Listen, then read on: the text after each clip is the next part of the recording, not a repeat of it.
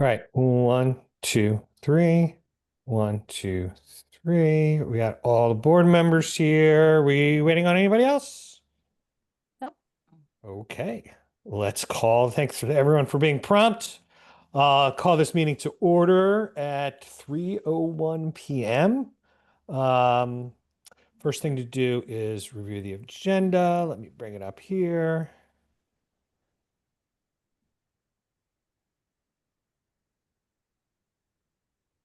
Any questions, comments, suggestions on the agenda? Okay, I will say that it is a very packed agenda with a lot of important items. So my ask is that when we speak, we try and be concise. And I am also going to try and prioritize board discussion over management presentation because of the items that we have to discuss, including some executive session. So, with that, can I get a motion to approve the agenda? So moved. Thank you, Lance. Second, Lisa. All in favor, say aye. Aye. Aye. All opposed? Passes unanimously. Public comment. I don't see any members of the public present. Unless I'm missing somebody. Okay. All right, so let's move on to approve the minutes from our prior meetings on June 17th, July 28th, and September 5th. Could I have a motion to approve the minutes? So moved. Thank you, Cheryl. Second, Lisa. Any discussion? Seeing none, all those in favor say aye. Aye. Aye. All opposed? None. Passes unanimously. Thank you. Thank you, Bobby Joe. Thank you to our AI companion. All right. Next up is the audit report with our friends from Johnson Lampert. I'll pass it over to you, Carrie. Great, well, thanks. We did have a brief presentation. I'm not sure if you have that in front of you. If not, Taylor, do you have it to pull up? Yep. But just in efforts of keeping it moving. I know you guys have a packed agenda. Myself, Carrie Rice, I'm the partner in charge of the VEHI audit for the 2025 year end. And with me is Taylor Kakar, and Taylor is a principal in the Vermont office and really leads the charge in the team in conducting the audit for my review. And so if you can go to the next, yeah. The audit results, we did perform the audit in accordance with generally accepted auditing standards. And really our responsibility as the auditor is to form and express an opinion on those financial statements as prepared by management. And so we do rely on Chris and the team at Visbit to prepare those financial statements for us. And then really our other requirement is to communicate with you all, being the board, any matters that come to our attention during the audit, and then the overall audit results. And so the one thing for you is just a reminder that your fiduciary responsibility of the oversight of the financial reporting process as the board. Next one. The 2025 audit results. We did issue the audit last month, and we issued an unmodified or clean audit opinion over what we consider to be the GASB GAAP financial statements. As you know, they are reported under governmental accounting standards. And then we did issue the board communication letter, the material weakness letter, which really just indicated that we did not know any material weaknesses in the internal control. We also did not have any other control related findings of any significance. And then we also issued the qualification letter, which is a requirement for the state Department of Regulators. The next. Internal controls, when we talk about internal controls, our primary responsibility as auditors is to look at the internal control over the financial reporting process. And so really our procedures are designed to review those controls and to detect any errors or issues with those controls. We did not know any concerns.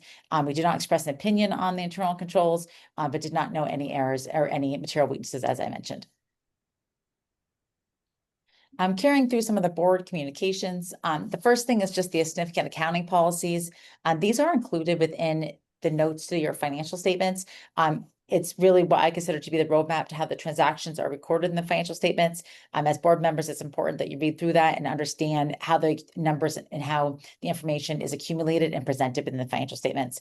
We only had one small new accounting policy that was adopted during the 2025 year end, and that was a disclosure regarding risks pertaining to the company. And so this is a GASB requirement, GASB 102, and really just talks about how we are a health insurer in the state of Vermont, and we can only generate contributions from health insurance premiums. And so really just where our limitations rise as an organization and what we can and can't do, that just is sort of a risk to our organization as well. We had no other transactions that were entered into where there's a lack of authoritative guidance or consensus, and no amounts were reported or recorded in the financial statements that should have been of a prior period or a future period, meaning there's a proper cutoff of accounts at year end. The next one. The next subject is the significant risk. And really, we communicated these at the beginning of the audit and the audit plan. We did not change our significant risk throughout the audit process. And what these are really the accounts that we deem to have a heightened risk of inherent misstatement or risk of material misstatement. And so these are areas in which we design our audit procedures to review those, to review whether there's any potential areas that could have a risk material misstatement, whether it be segregation of duties or just proper accounting treatments. I mean, really just spend a little additional time around these areas. And so if you go to the next slide, the three areas that we identified, as I mentioned, these were reported at the beginning of the audit, in the audit plan. And these are also consistent with that of the prior year. There was no significant changes within the organization during 2025. And so these risks did not change. The first two are presumed significant risks in relations to the actual auditing standards. And so any organization really should have these two identified. Revenue recognition, and that's really just to make sure that our contributions are recorded in the proper periods and for the proper amounts. And so, really our testing there is around those two primary areas. The management override of controls, this gets back to our internal controls and looking at those controls, looking at the design of those to make sure there's proper segregation of duties and there's no alarming concerns within the control structure. The third one, claims to be paid. This is really what we consider to be our IBNR or our anticipated claim amounts. It's really the amount that we have kind of put there to cover any claims that have been incurred before year end, but not yet paid. And so we have a really, we have a lag report that we utilize for that and make sure that we've captured all those procedures or all those appointments that occurred through year end, but that we don't yet have a bill for, or we haven't yet paid. The next, I think Taylor's going to take over here unless there's any questions for me. So more required board communications to share with you all. Carrie mentioned one of the significant risks is the claims to be paid due to being a sensitive accounting estimate. So this just provides a little more detail on those accounting estimates and related disclosures and how the financial statements do contain this sensitive estimate. And it is in relation to the reserves on the balance sheet. So we do utilize the findings of the Blue Cross Blue Shield actuarial analysis in our review of this. And we basically ultimately concluded that we gathered sufficient audit evidence to support the reasonableness of this estimate. The financial statements also were required to disclose significant related party transactions and relationships. So note C of the financial statements will note these. So we have appropriately identified those and disclosed them. We have VISBIT for the management, wellness, and accounting services to VEHI, Vermont NEA, for the providing the program and member services to VEHI, as well as governing the company, along with the Vermont School Boards Association for governing the company, along with the Vermont NEA. So we do get updates on these throughout the years, and if there were changes, we would update them as well. We are pleased to announce too that we did have a very smooth audit this year for VEHI, similar to what Carrie mentioned with our clean audit results. We also had no audit adjustments that were proposed or recorded, and we're not aware of any uncorrected misstatements other than anything that's clearly trivial or immaterial to the financial statements as a whole. So really appreciate Chris and the team going through everything so diligently. Good to have these types of results in an audit. And moving on to some other observations, as you can see, no disagreements with management or significant difficulties performing the audit, no significant issues discussed, and we're not aware of any other consultations that management's had with any other accountants. And then Attached to the formal board letter that we issued is the management representations, which is a list of items that management signs off on that they represent to us during the audit. We also didn't identify any significant unusual transactions. This would be something outside of the normal course of business for VEHI, and we would need to do some procedures around those. The financial statement disclosures are neutral, consistent, and clear with like organizations. So those are all everything that's in there is what you need to have in there. And then we do are required to disclose that we are independent in relation to VEHI as well.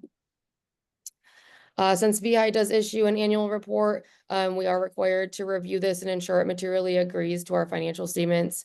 So we did obtain the draft copy of that and the final and reviewed those before it was issued to make sure everything was in line, and everything was.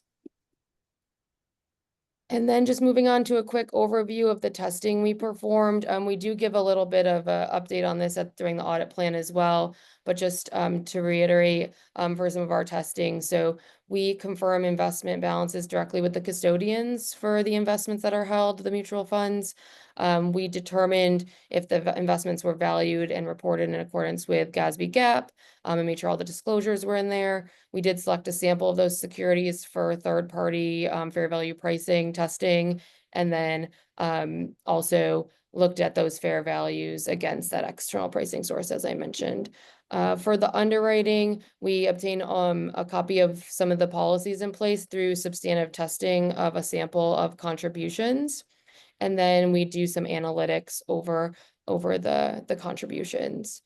On the claims cycle, we work directly with Blue Cross and Delta Dental to do individual claims payment testing, as well as some testing over the SOC 1 report if needed. And then we get all the loss run data and reconcile that out to the loss runs and review that actuarial report. So that just gives you a little idea of what the audit entailed this year. And then I think that's kind of all we had in terms of prepared material. As always, can visit our website, but kind of want to open it up to the board now if there's any questions on any of that. Thank you, Taylor and Carrie. Questions from the board? So my questions are around the difference from prior years. So of course, I'd love to see that there's no findings, but you had mentioned that there was some like additional risks. Is that because the GASB changes versus our procedures and results?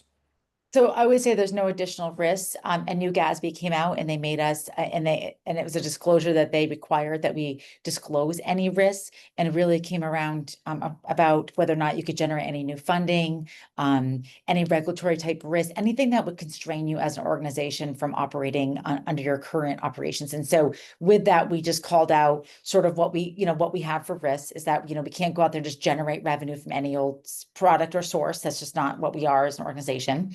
And so then we're a little bit limited, just that we are a health insurer in the state of Vermont. And so if you look at that, it's on page, let me just find it's in note 2. Let me just find the page I can just quickly read it to you because it's really, pretty minimal, I would say.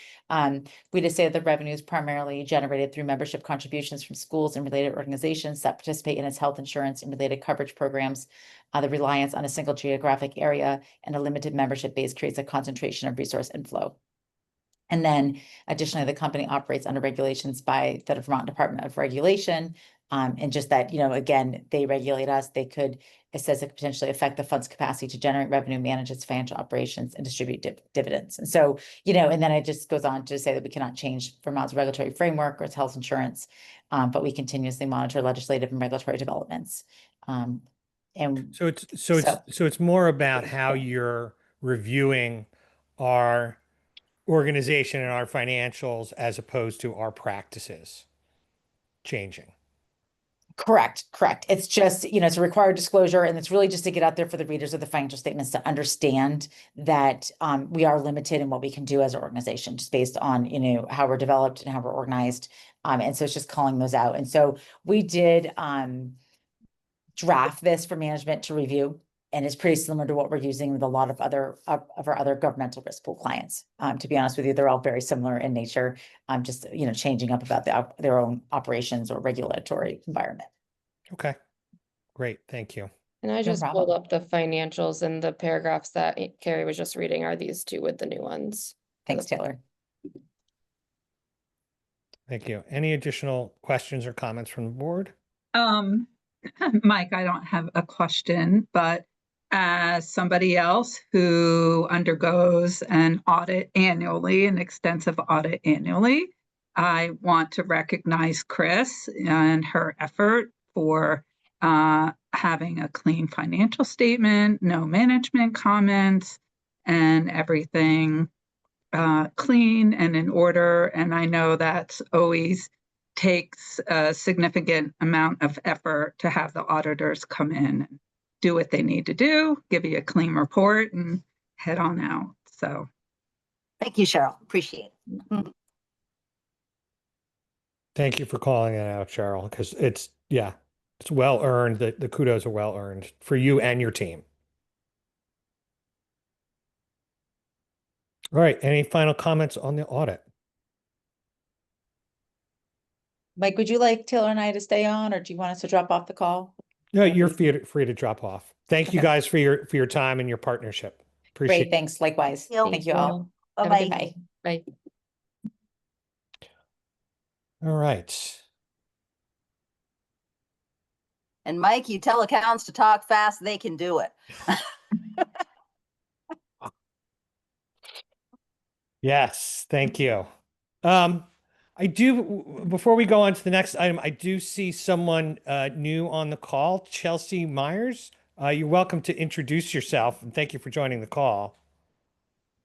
Hi, yeah, I'm Chelsea Myers. I'm the executive director of the Vermont Superintendents Association, and just as you would expect, very interested in the conversation around healthcare and rates. So, Bobby Joe and Jonathan indicated that you were meeting today. I figured I'd just listen in if that's okay.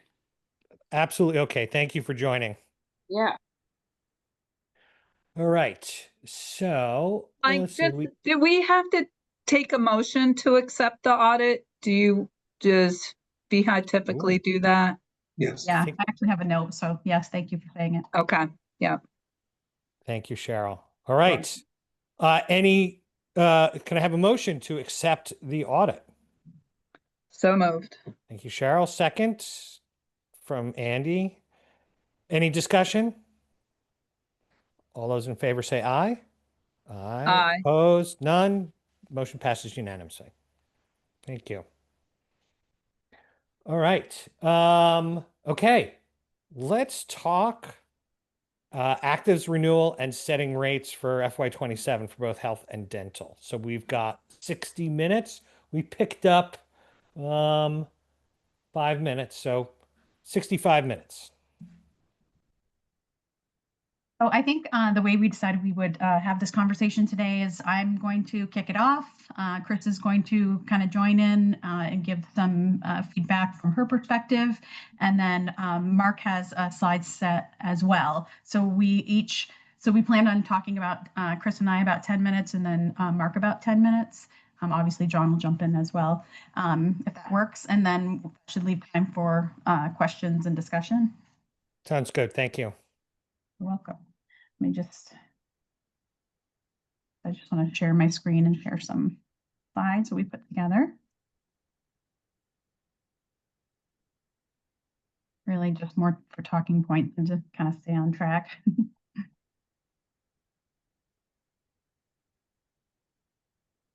I got booted. I thought you just come back. Yeah, I got We're booted. I've been gone for like a minute and a half or something. No. I'm Yeah, so sorry about that. So we are just jumping in to talk about the health rates first, and then we'll talk about dental. Chris and I are going to start, and then Mark will have an opportunity to show some slides that he wants to share as well. Can you see the one screen that has the? Yep, Okay. looks good. All right, so we felt like we had some really great news this year. The pro forma rate increase came in at 2.9%. That includes the 4.3% of contribution to reserves that was built into the FY26 rates. So we're starting off in a really good spot this year, thankfully. There's some really key points that have helped this increase go from probably another double-digit increase, actually more than probably, it would have been a double-digit increase, down to this less than 3%. There's three kind of main factors, and Mark's going to talk about at least some of these in his presentation, but I'll just go over them quickly. So we've had lower than expected hospital budgets, and then also a recent Green Mountain Care Board decision affecting UVMMC that has reduced our rates for this filing by 2.5%. This impacts both projected claims and trends for both our current claims in the year we're in today, as well as FY27. The second thing, and we've talked about these things throughout the months, is Act 55, which was capping the outpatient infusion medications at 120% of the average sale price.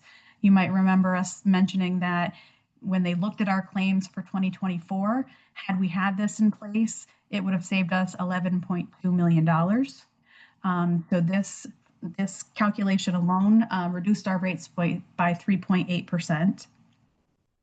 And then the big decision you all made in July was to exclude the GLP-1s for obesity or weight loss, which had an impact of 4.2%. So, you can see that is over 10% taken out just by those three really key points that have happened in this past year. So really good work that's been done at the legislature, at the Green Mountain Care Board, decisions that we've made to make difficult choices to help, kind of curb the cost. So really, there's not a lot of discussion about the 2.9. Really, it comes into what do we want to do with reserves? We know DFR is keeping a close eye. Chris will talk about kind of where we are, where we expect to end up in the end of FY26, and kind of the points of concern that we have as far as do we want to take that 2.9 at face value? Because we've made decisions based on the projections in the past, and they've come out shy from where we thought they were going to be. So I'll let Chris take over from here. Okay, thank you. So as Bobby Joe said, I mean, this is really exciting. This is just amazing work that has happened at the legislative level, and great analysis that was done to bring us to a better place, and it's really exciting.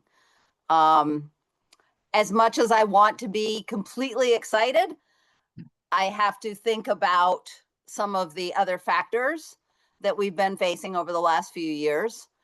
And one of them is that, we lost 20.5 million over the last 3 years after investments. So that's the bottom line. So we have significantly eroded our reserves, as we have discussed in the last meeting. We're at 7.8% as of the end of FY25.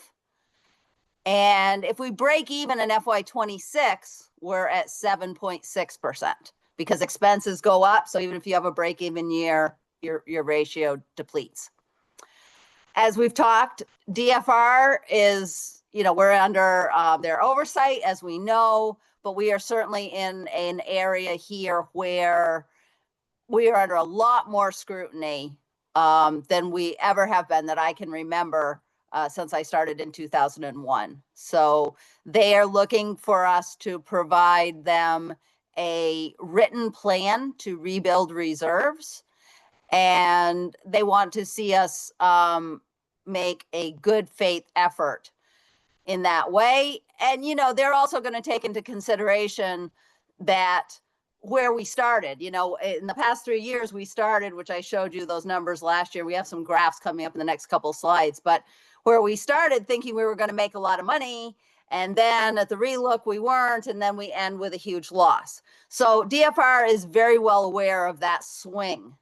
And so they're going to be looking very, very hard at what we're proposing because they know that there have been a lot of unknown factors that have come up. And that's really what reserves are about. They're there to buffer us from the unknowns. And, you know, we had GLP-1s. We have another slide on that. That was really a big unknown. It took off. We didn't expect that kind of usage. We didn't expect hospital budgets to do what they did. So there's always that potential next unknown around the corner. We need to take that into consideration. Right now, you know, investments, there's a lot of potential market volatility. If you're reading anything, I mean, right now investments have been holding pretty well, but there certainly is a lot of unknowns as we deal with the current administration, tariffs, the way the world is going. If we lose right now, we're basically making about a percentage point every year in investments.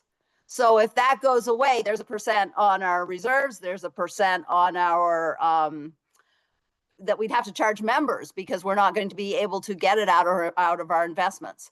And as we continue to erode that fund balance, we have less to invest, so there's less earnings potential. So we need to take into consideration that we have some big unknowns there with investments over the next couple of years. I mean, we're setting rates here that really are trying to identify our net position on 6/30 of 2027. So that's a challenge in and of itself. You know, what's the market going to look like 2 years from now? Good news is that we really need to replenish reserves, but we have a really low increase going into this. So this is a good opportunity for us to take advantage of this lower rate, indicated rate, to bring that up. And then some other unknowns. Sorry, Yes. Chris, you got about 3 minutes left. Other unknowns being FY26 results. I'm assuming a break-even year. That may or may not happen. Tariffs that I mentioned. We're still new with Hinge Health. We don't know where those claims are going to go exactly, as well as the potential for some of those people who are on GLP-1s not diagnosed with MACE because they could just get it. They didn't have to have that diagnosis. We may see some diagnosis shift for people to be able to take advantage of that still. And those are just the ones that maybe we can identify. There's also that big unknown. What's the next drug? This particular graph shows the numbers by percentage of where we thought we were by fiscal year. So for example, top line in 2023, we thought we were going to be at 20% target, then 18.4, then 16, ended at 15.2. So this is the illustration of what I was talking last meeting about and showed you all those slides about where we started and where we ended. The next slide shows it in dollars. So again, you know, you look at FY20, let's see, the top line there is FY25. You know, we thought we were going to add 11.8 million. Then it was 5.3. Then it was a minus million. And we ended with a minus 7.3, I think, on that one. So, you know, as much as I'm excited about what Blue Cross is handing to us, I have to be somewhat skeptical, and I have to go into it and look at these historical results and understand that there are other things out there. And then this is the GLP-1s, which really kind of illustrates what happened to our projections. You know, we thought we were going to be for FY25, the gray line there, the GLP-1 usage in FY23 was 874,000. And then in FY24, it jumped to just under 2.2 million. And then it jumped almost at $8 million in FY25. And we thought, you know, it's sort of like the same thing. The orange line is the trend of where our reserves were going down, whereas the blue line is the GLP-1 usage going up. So you can see there was a big correlation between our loss of reserves and that GLP-1 usage there. And that's just a great example of showing what can happen in the unknown. It could be some other drug. It could be something else. So here's some options for the board to consider. We put up the 2.9% increase. based on Blue Cross Blue Shield's projections, that would leave us at 11.2%. I think that's not aggressive enough. I think there's way too many problems that could come up. I just based on the historical play out of these things. And you can see 6.5% would theoretically bring us to 15 for our net position. 7.5 would bring us to 16, and 8.5 would bring us to 16.9. But I just, when I look at those numbers, I think they're great. And I've said that for the last 3 years when you look at the numbers, and the reality has been different. And that's the point that I just really want to make here. Okay, I'm done. If you have any questions now, or Mark can go. Yeah, why don't we let Mark go and then we'll open it up for the board. All right, just give me 1 second to pull up his slide. Thank you. While Bobby Joe does that, hi, everybody. What I'd like to do is to place this particular rate setting in a broader legislative and regulatory framework. And in doing so, express why I believe the actuarial analysis by Blue Cross is credible and trustworthy. And remember, it will be looked at and analyzed by the Department of Financial Regulation actuaries as well. So another set of actuarial eyes will, in fact, be looking at the Blues' work and commenting on it as they've done in the past. This year, more than any other, what has happened in the legislative and regulatory circles, as Bobby Joe alluded to, has been remarkable and frankly profound, in fact, to its impact on our rate setting looking at FY27. And that's really what I want to touch on today, is why I believe, because of those changes and other changes to come, both internally and externally, I am comfortable as a trust administrator with the lower end of those recommendations that Chris alluded to, or showed you, excuse me. And in fact, there may be some other numbers in this mix we haven't looked at as well, that we can also talk about today. So with that as introduction, I want to stress that the 3 big changes that Bobby Joe spoke to already, the budget orders, especially for UVMMC and CVMC, and the GLP-1 benefit exclusion for weight loss, and Act 55, which referenced based medications administered at a hospital to CMS's average sales price of 120%. Those 3 changes alone reduced prices by $40 million in FY27, or roughly 10% on premium. Those are according to Blue Cross's numbers. The hospital budget orders and the Act 55 legislation, they're responsible for about 25 million of that 40 million. Gives you a pretty good idea of how impactful controlling prices are. The other thing I want to say to Chris's comment about the 20.5 million loss in recent years, which I do not dispute, I never dispute Chris's numbers, is it would have been virtually impossible for us to make money in recent years, no matter what we did, because of the profiteering by the University of Vermont Medical Center and the UVM network accumulation of assets. The network's liquid assets grew from 20.6 million in FY18 to 1.1 billion in 2024.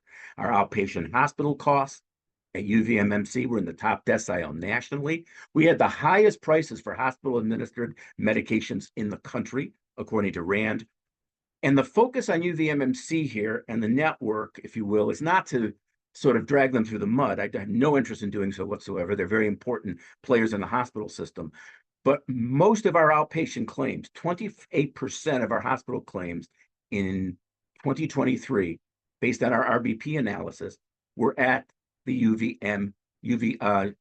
can't actually see my own numbers. UVMMC accounted for 28% of our facility claims in 2023, and the network accounted for 42% of our outpatient claims. That's where so much of our money was going. So when you reduce the UVMMC budget, as Green Mountain Care Board did this year, by $88 million, and you compel every other hospital in that network and across Vermont to honor your budgetary guidance of no more than 3%, the impact on us in FY27 and what this signals going forward beyond is very promising. Bobby Joe?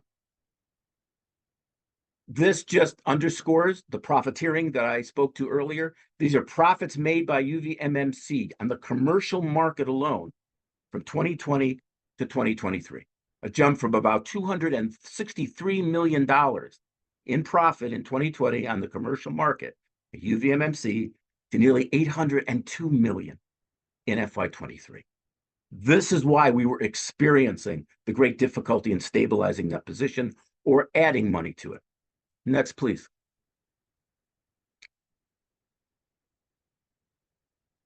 This slide just, again, correlates that increase in profits on the commercial market at UVMMC to what we were seeing to the insurance market benchmark premiums. And you can see the wide divergence between what was going on in Vermont on the exchange and what was happening nationally. Next, please.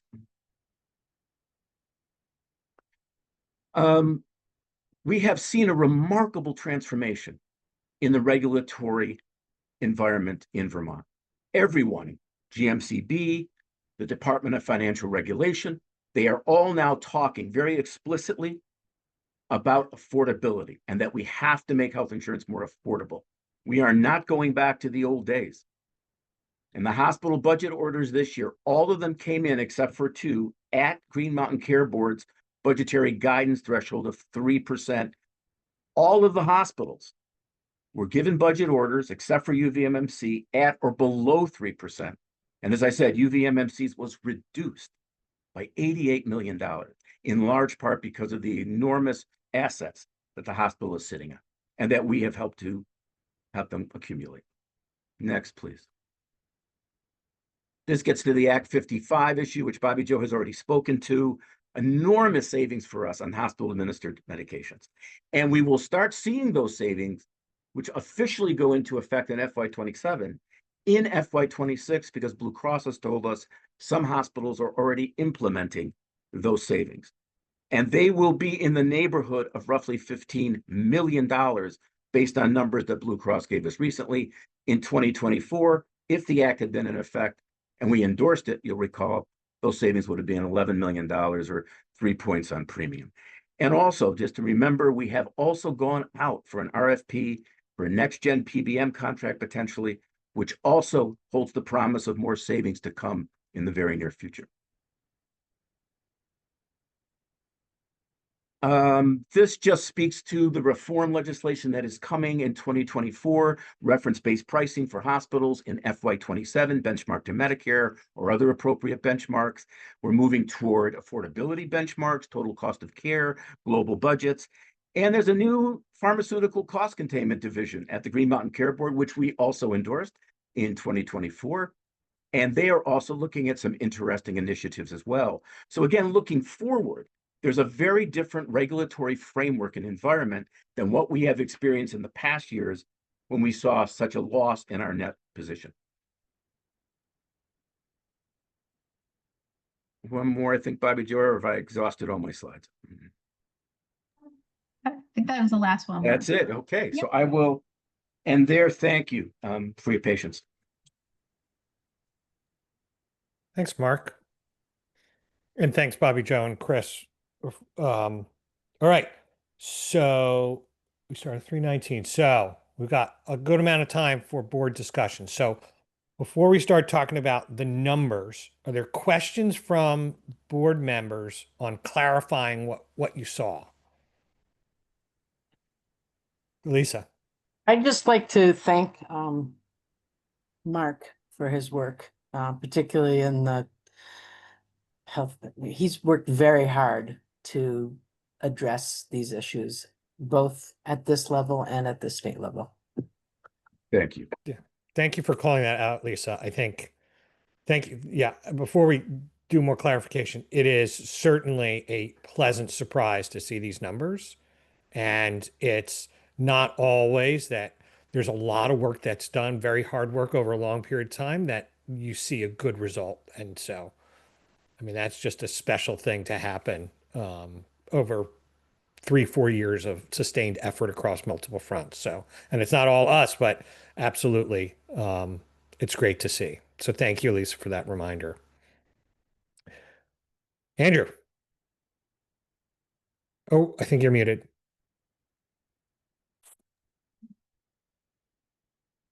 There you go. Oh, double muted, Oh, there we triple go. muted, double secret probation. I can hear you. Yeah, All right. a little bit. So, It's very soft. All right, well, I'll try and speak up. So I think I agree the numbers are great, and it's great to see all of that. I guess the one, not to throw shade or be pessimistic, but have we not heard really good news before, and then that doesn't pan out? And how optimistic are we in what they're actually telling us and projecting? Does that make sense? Because again, I know we excluded the GLPs with the anticipation that would go down.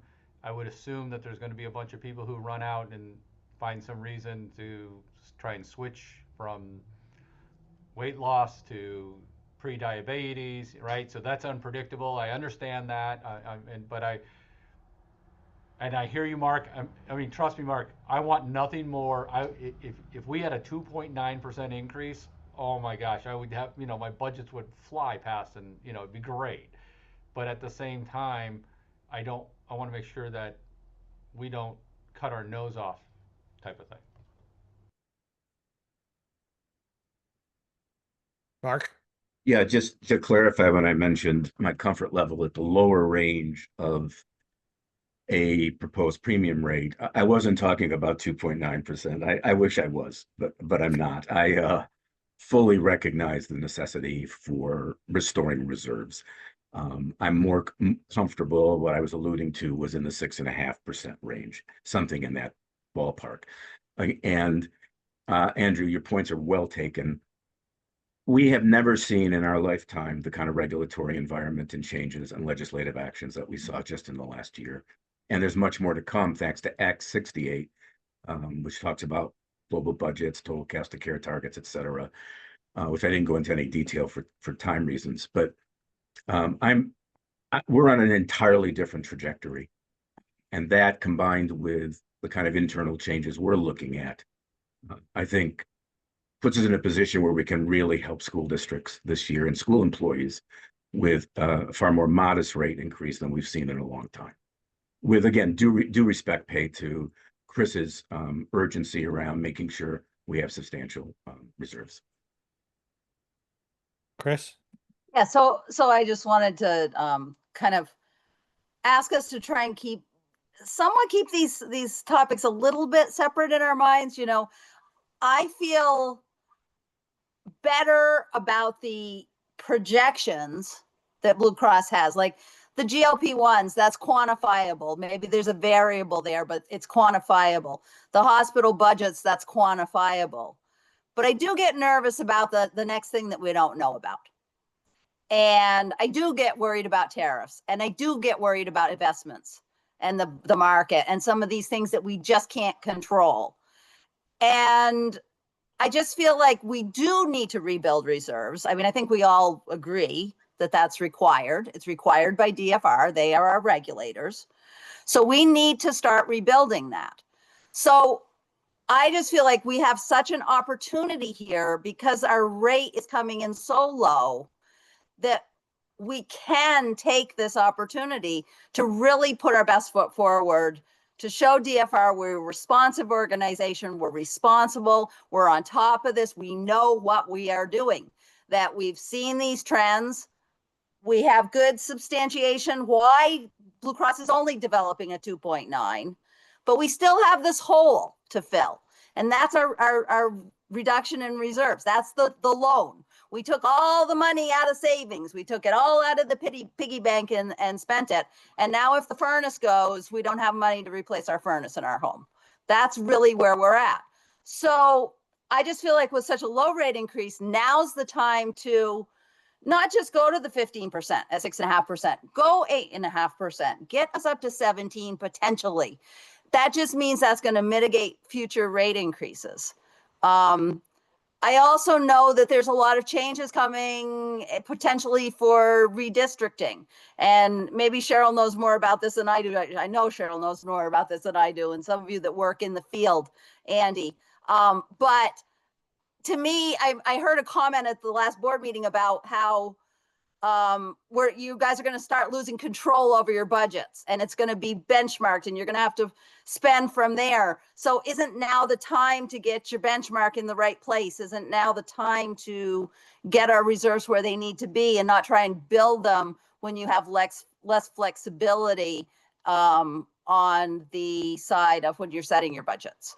There's just a lot of unknowns out there, and to come in at 8.5%, I think is really healthy, and I think it's very responsible. Thanks, Chris. John?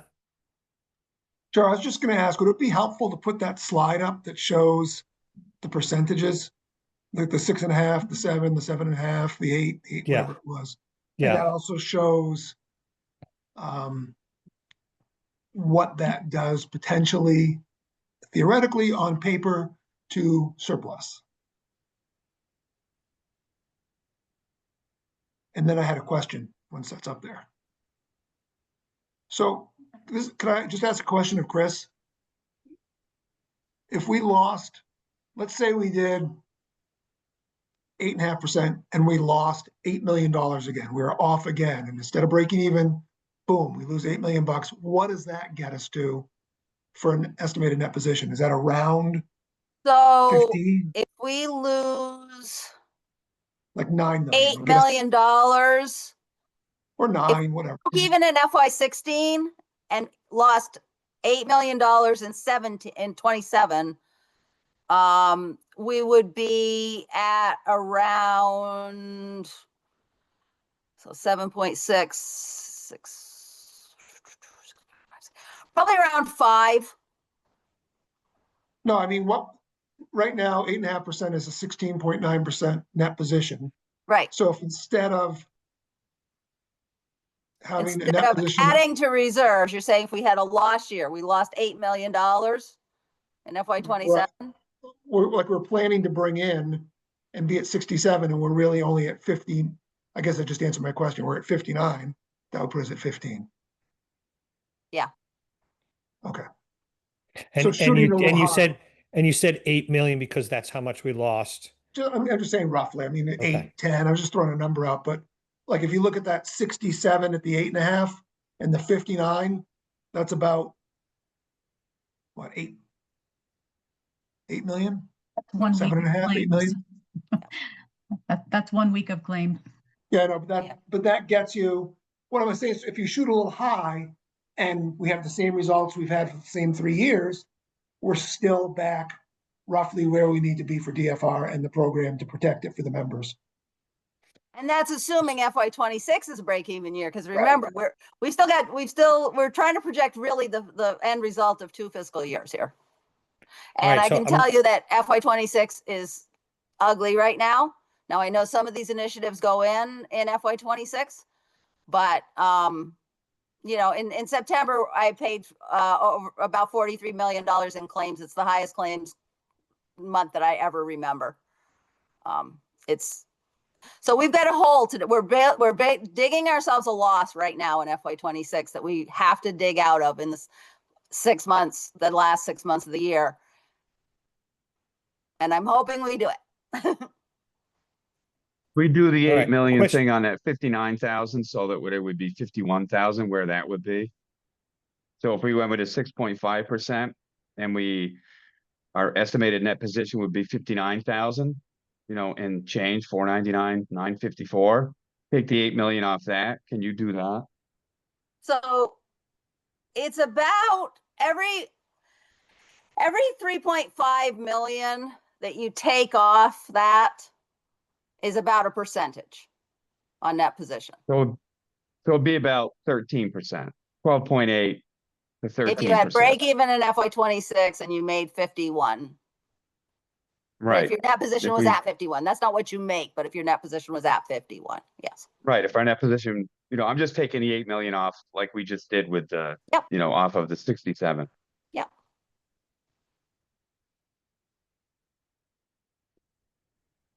Any other questions from board members? So that, just to clarify what Lance was saying, if you took the 8 million off of the 59. 59 million, What percent? That would be 13% or 11%? What percent About would that? 13. About 13. And there's some discussion about what we're shooting for. 15% is what we're shooting for? 15% is your target. It's not Okay. necessarily your maximum. You have set rates before considering to go over. Like actually, for example, FY23, when we set those rates, we thought we might be at 20% of net position. And then that's where we started losing money like crazy. So maybe it's helpful. I'm going to bring up the net position protocol. And it's a protocol, right? And the target, I think, is where is this? It's 15. It's 15 is where we're supposed to be. If Well, we get below like 9, that's when people get The involved DFR. Yeah, yeah. and start telling us what to do. right. which we're there now because we're at 7.8. Right, exactly. By the way, where is that? Is that supposed to be under It might we be have a under net either, position? yeah, either under policies Oh, there or it is. Yeah. protocols, yeah. You can Google it and it'll pull it right up for you. All right. I'm not seeing it on the website, which is weird. Really? Bobby It's Joe, are you called like a hiding net that again? It was called a net position thing, right? Net Yeah. position policy. Yeah. VEHI health program net position policy. There we Yeah, go. it's All under right. the Got bylaws it. and policies, yeah. That's weird. Yeah, if you Google it, it'll pull it right up for you. I already did that. I'm looking at it Yep. right now. I did that earlier. So it's down here.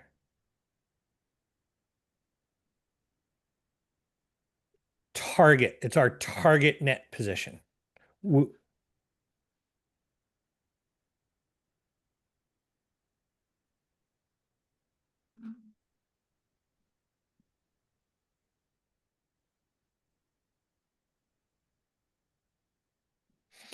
So, Cheryl.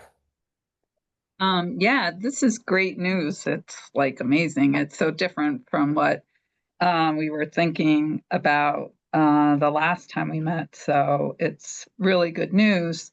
I do, it's my nature to be cautious. And also, I think also to take into consideration what's happened the last 3 years, which was the loss of $20.5 million. I understand that things have changed and we've had a bunch of things that have changed. So and the reasons why we're not expecting that. And I also know that every year the actuaries and DFR have looked at the rates that we've proposed, and for the last 3 years, we've ended up in this loss position. So I feel like, I want to be somewhat cautious with what we do here, because I do think Chris made another good point about it would be awful to really have to come back next year and rebound at a significantly higher rate because things did not work out as expected. And for the last 3 years, they've not worked out as expected. And we knew the things we knew. I mean, I know the GLP-1s just exponentially increased, but all those decisions were made in good faith, and we ended up with those losses. So I feel like we have to be somewhat cautious. I really, I'd love to just have, a low increase, but I also think we've got to take a little bit of the long view on this if it's possible, and try to, if we can, put ourselves in a better position for the future. So, yeah, that's what I'm thinking. Thanks, Cheryl. All right. Andy? So I agree with Cheryl, and when I think of trying to pass budgets, and I showed my board a graph the other day of VEHI rates over the last, I don't know, 8 years or whatever, and they're steadily going up, but there's a year where it dips way down and then goes way back up, and went like down to 5.5 or 5.25, and then it went up to 16. That is really hard on budgets to try and so if there's something that, and again, I agree, I like 6.5% would just be a beautiful thing. I just worry about the swings and knowing that if all this redistricting goes through, we're only really talking about this budget coming up and then the next budget, and then we're into a foundational formula. And so then we're going to have that fixed rate. And so I think anytime we can have something smooth and not have big fluctuations would be beneficial.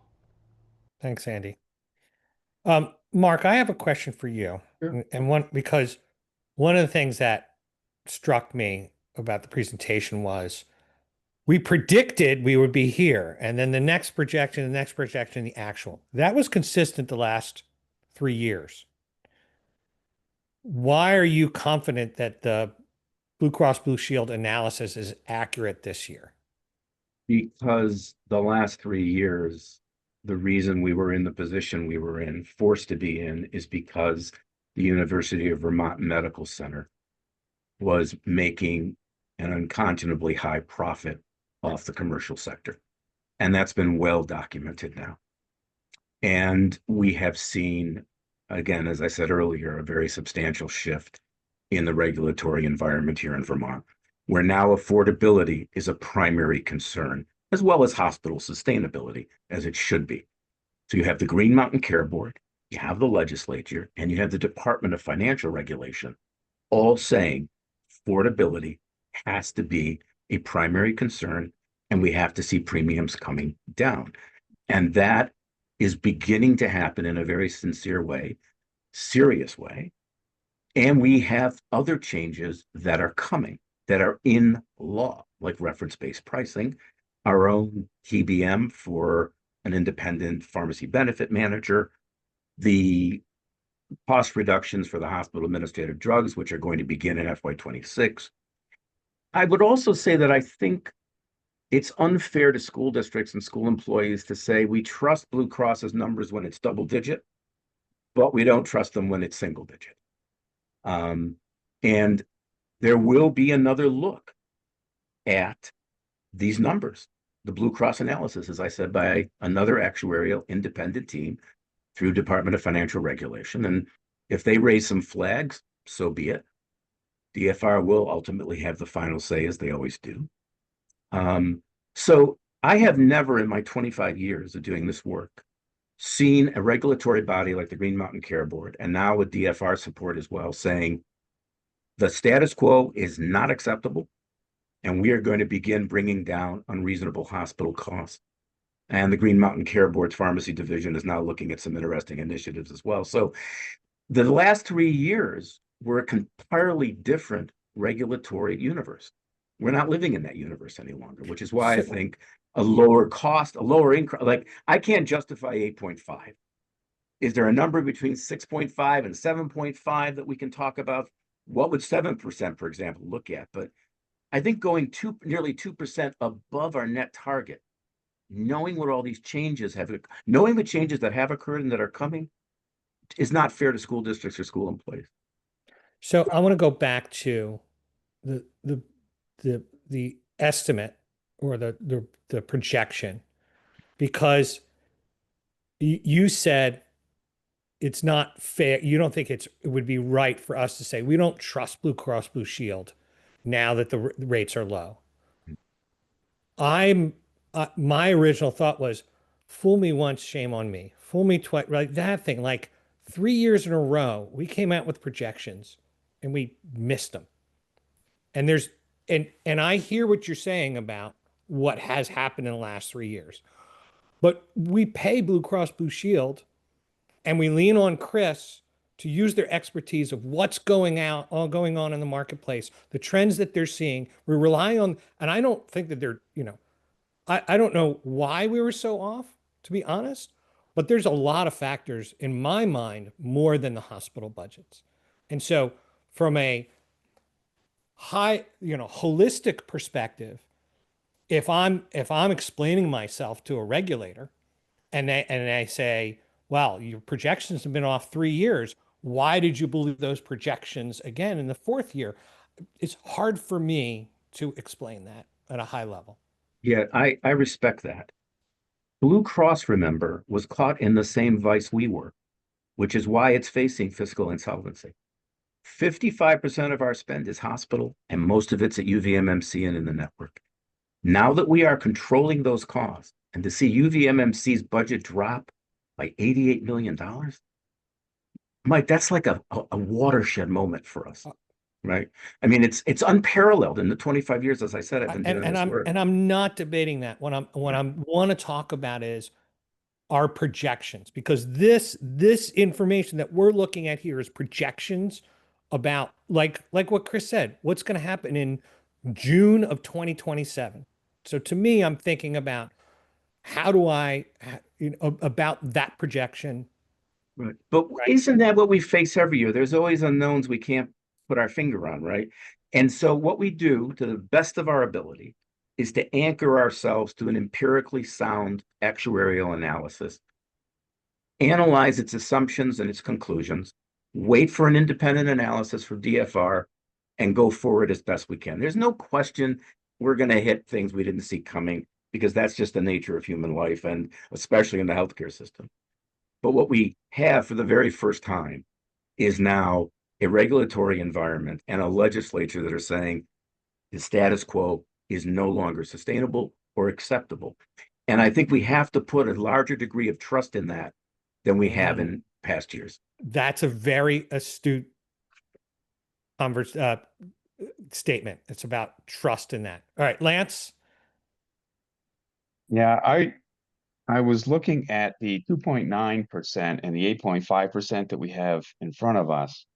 The midpoint between those increases is 5.7. So I feel like at 6.5, we're already leaning towards, trying to refill our reserves. I think that the way things have been the past few years, I think folks deserve a break. I think that they could use a break in the increases in their healthcare premiums. So I was, before Mark even said something about the 7%, back when I was looking at the 59, taking the 8 off that, when I was kind of looking at that around that 13%, I was already looking at what 7% would do, which would be like a 15.5. So I was kind of like trying to play with these numbers, because I know these are suggested numbers, but I would rather stay as low as we can. I think that at 6.5%, if that projects out to hit our target for our net position, I think that's a good number. And I think what it does is it shows that we're serious about replenishing our reserves, that we're serious about trying to hit our net position, while at the same time, we're trying to reduce costs for the people that are going to be shelling out the money to pay for all of this. Thanks, Lance. Bobby Joe? Thank you. Just a couple of quick thoughts. So in 2024, we shot for 15% and we landed at 10. The last 3 fiscal years, we have been off by 5% from a net position perspective. So even if we shoot for 15, doesn't mean we'll get to 15. We may shoot for 16.9 and end up at 14. We don't really know, because we don't know what that unknown is. I just want to comment on the UVM settlement that we'll be discussing in a little bit. UVM was capped at a certain amount a few years ago, and they found a way to have a cost increase anyway. So, I feel like we're always kind of working against a system, or the system's working against us, I guess. And then the third thing is just when it comes to premiums, I do have Lisa asked for this a few years ago, so I created it again this year, which is a look at how does it impact the person by paycheck. And just as a quick example, a single person on our most popular plan, if our increase had been similar to what it's been the last couple of years, their increase per paycheck would have gone up $33.50 per paycheck. But even at our high end of 850, or excuse me, 8.5, increase is only $21 per paycheck. So, you know, at the 6.5, it's a $16 increase, going up to 18, going up to 21. But again, the average has been 13.6 the last 3 years, which should have been over $30 more per pay period. So no matter which of these we choose, folks are still in a much better place than they've been in the last few years. Sorry, can you just go back and say that again? What you said about the impact to paycheck. Yeah, can I show Because I you? think that's really important. You can show us? Yeah. Okay.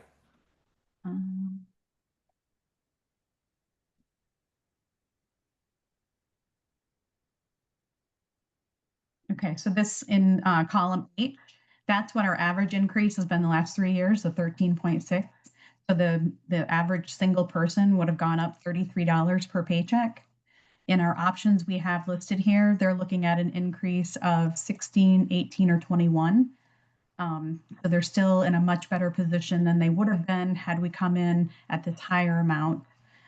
Which again, I think goes back to what Andy was saying about keeping things more steady instead of having these peaks and valleys.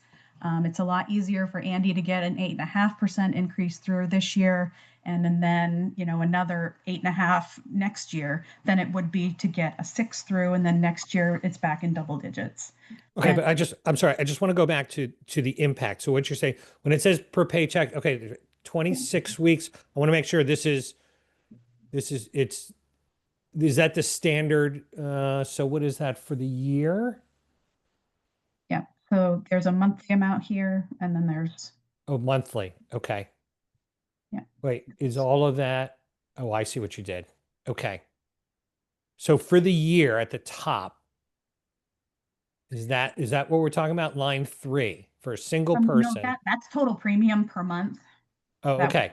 That would not be the annual amount. So we would have to multiply these numbers by 26 to get the annual amount.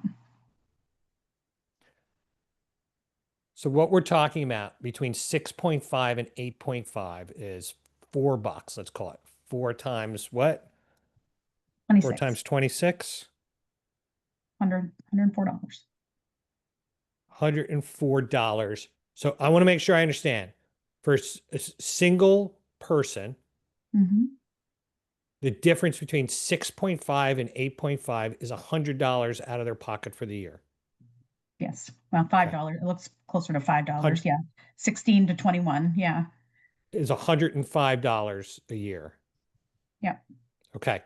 And then the middle would be 50, 52, somewhere around there.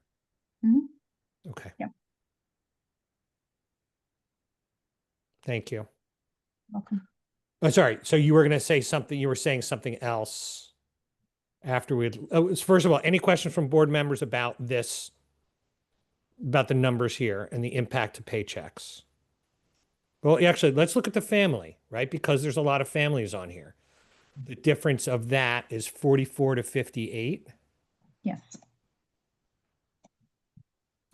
So that's, say again? It's $14 per paycheck. And 14 times 26 is that's $364. I'm just wondering what the current is this. There were many times during my teaching experience where any raise we got was actually absorbed by health insurance costs. So it was literally it literally cost us more money every time. And it wasn't mitigated by just a point that I'd like to make. So if we, I see what your point is. Yes. yeah, if your premiums go up, I mean, 58, right? 5837 times 26, that's 15, a little more than 1,500 bucks, right? So if we Right, did an and 8.5% increase and your salary went up 1,500 bucks, your net is zero. right, and that there were very often where our salary did not go up at all, period. We were frozen. Can't tell you how many years. So that literally that was a decrease in pay, and that's cumulative over the, over the years that I'm just saying that this has real meaning to somebody who's paying for daycare, who's commuting. I don't know. It's real money. It's kind of easy to say, oh, well, it's only $5 per paycheck, but depends on what you're making. Chris, thank you. Thank you, Lisa. So Chris? a couple of just random comments I've been writing down as people are talking. To Lisa's comment, I agree with you. I understand. I was there. I remember being 25 and my husband wasn't working because he had health issues. I was there. I know. One thing I will say is if it's 1,500, it's pre-tax, so it's more like 1,200. Just kind of keep in context. I want to, I know, I think Lance said something about, the members deserve a break. The people deserve a break. I will just throw out that they already got a break to the tune of $20.5 million because we didn't charge what we needed to charge to break even. So in a way, we didn't charge. And then to Mark's comment about, that there's always unknowns every year when we're setting the rates. And that is 100% true. There are always unknowns, but in the past we had a savings account to rely on. And that's the thing. Our reserves are so low that we don't have anything to fall back on if things go south or sideways again. And I really, to me, it's more, I said this before, but it's more about the unknowns than it is necessarily about looking back and saying, well, we corrected these things that got us there. These corrections have gone into place, but really what is next? Because there always seems to be a what next. What happens if we have another pandemic? What happens if this? What happens if this? There's a lot of what ifs. And if we don't have the account there to support it, we are going to be in serious trouble.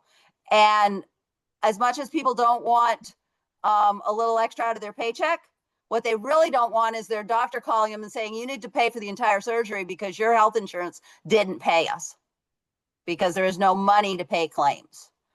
I mean, I'm literally going into the account every Monday, every Friday, looking at our balance to try and figure out if we're going to have enough money to pay the next week's claims to Blue Cross. It's tight. It's very tight. Thank you. Thank you. I'm going to prioritize Suzanne because we haven't heard from her yet. Thank you.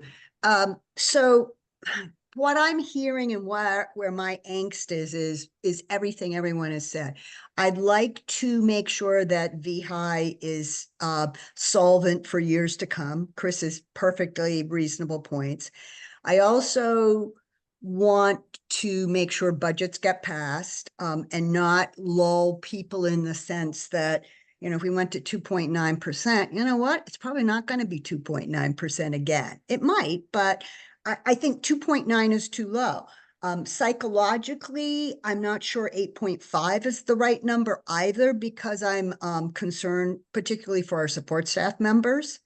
So I am hoping we can find some happy medium that helps our net position, provides some public PR piece that says, you know what, these kinds of things that the state of Vermont has enacted, that the Green Mountain Care Board and all of those pieces have shown some benefit. And we've been able to do some of these things because of that.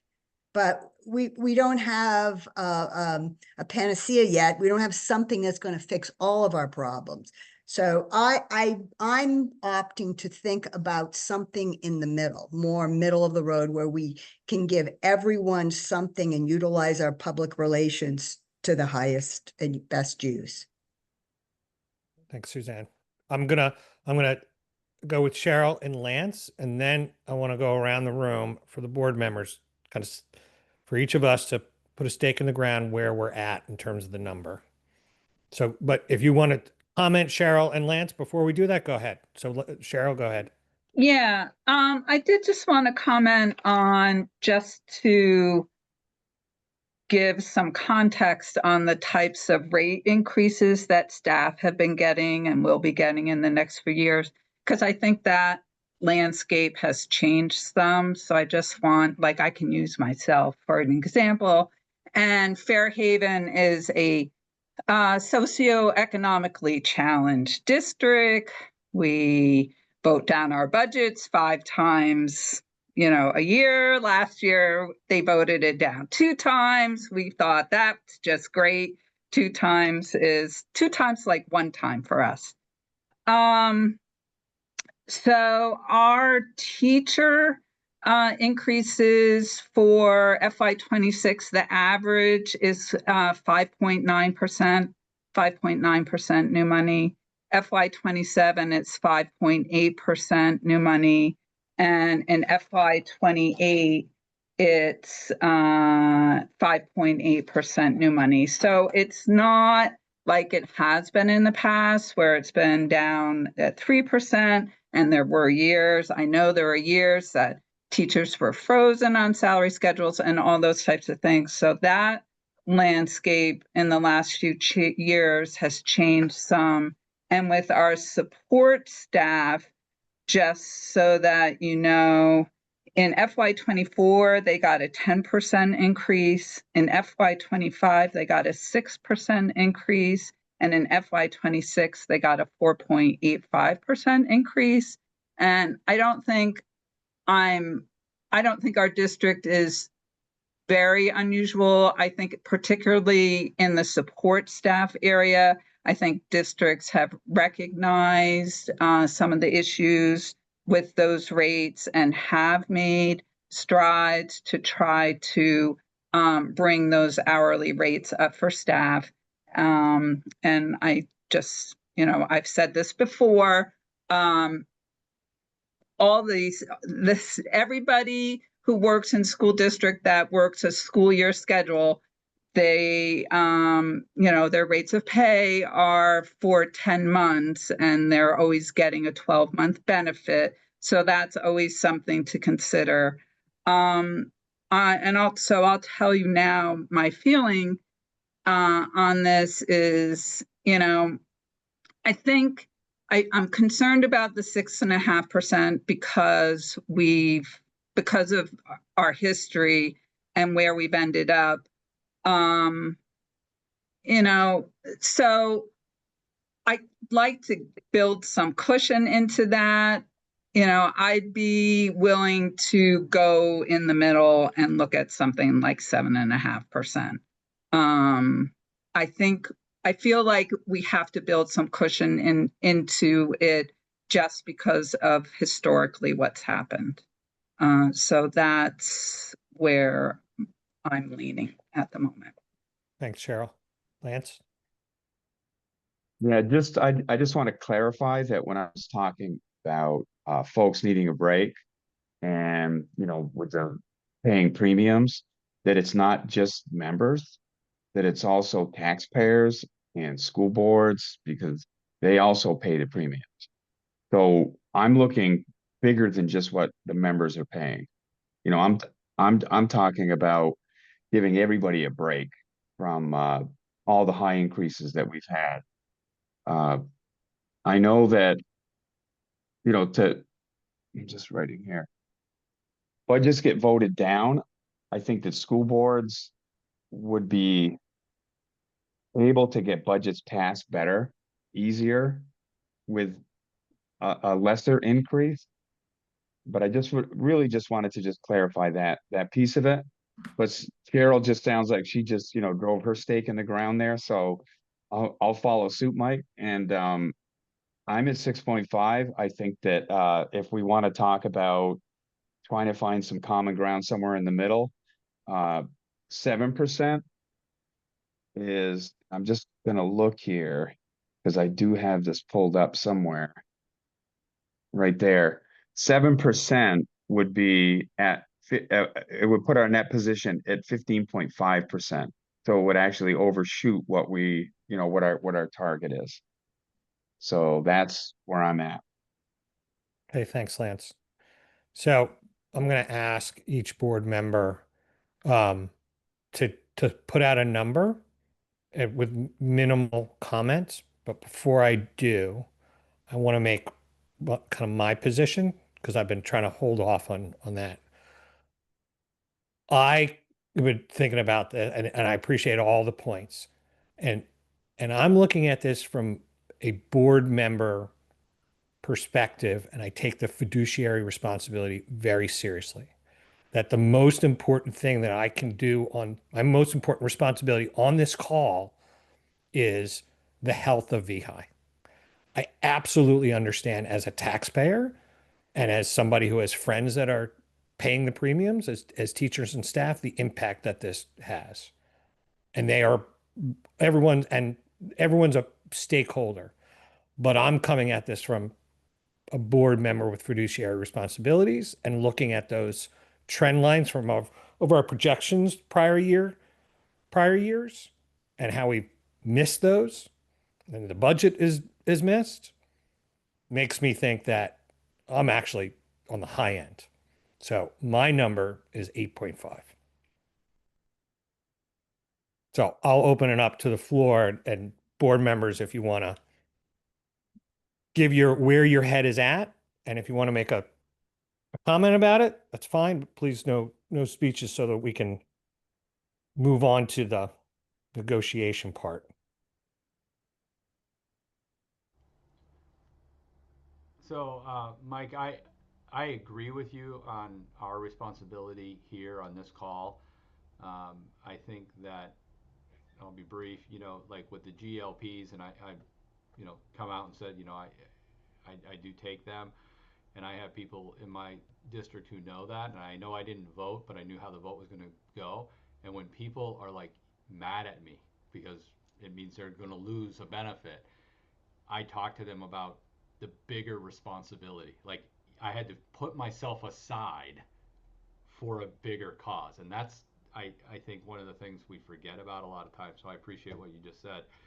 I would be comfortable, like at a 7.25 to a 7.5, because I know that even though we came in at like over 13% when we started our budgeting here, I have board members that will still tell me to cut even though health insurance has come down.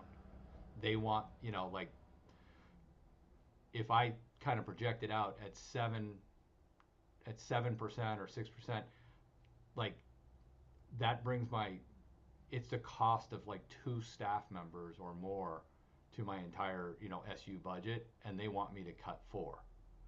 So it's good news, but it's like I'm still going to be fighting. So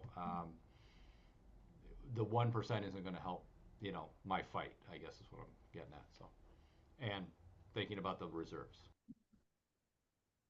Thanks, Andy.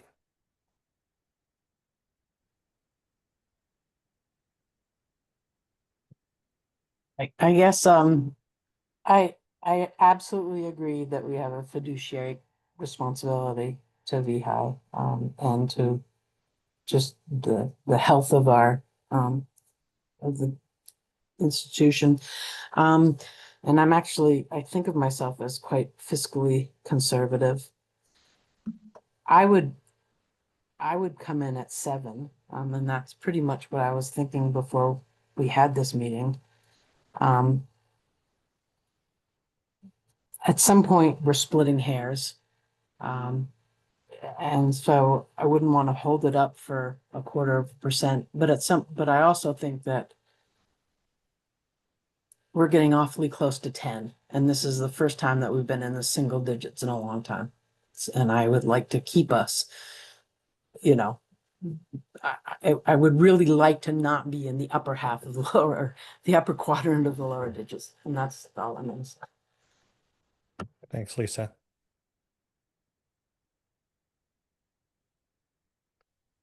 Suzanne. Well, I've been thinking 7 for quite a while. It's a stake you could probably kick over, but that's my stake right now is 7. Thank you. I am going to, Andy, 7.25 or 7.5? Or you want to split the middle and do 7.375? I'm going to just do a little math. Ooh, 7.25. Okay. I'm just going to do some math and add these up and average them out and see where we land. And you said 7.25 divided by 8. Came out with No, by 5. 6, That's right? 6. That's why the math doesn't work. Yeah. 5.46? No, 43.75. 43.75. This is why. 7.29. Take all of ours, 7.29. For the ease of my people, can we just make it a 7.3? Right. So 7.3 is where we're at on a numerical average. So Can you live with that, Mike? I mean, that's a big drop from what your position was. can I live with it? Yes, I can live with a lot.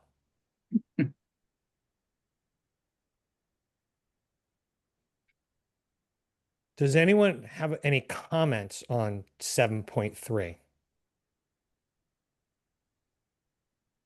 I like the 7.2999996. Oh, yeah, thanks for all Yeah, if you that wanna- rounding on hold all on, my I'm spreadsheets I'm that gonna do be the dealing math with. again. I'm gonna do the Oh, math no. again, and I'll call this Yeah. out because I want to make sure I got this right. Suzanne's at 7, Lisa's at 7, Cheryl's at 7.5, Lance is at 6.5, I'm at 8.5. No, Lance was at 7, right, Lance Lance? at No, 6.5 I up was at to 7. 6.5, but I Oh, you were? Okay. You're willing Yeah, to go to yeah. 7. So I Oh, heard Yeah. okay. 6.5 Sorry. is your number. I I'm was at negotiating 8.5. as I Oh, Yeah. okay. Sorry. I want to sell I you was a car, trying to write Lance. down the numbers too. And then Andy's at 7.25 equals 43.75. Here, I'll share this. 43.75 divided by 6. Oops, see? Divided by 6. Okay. Any other comments before I ask for a motion?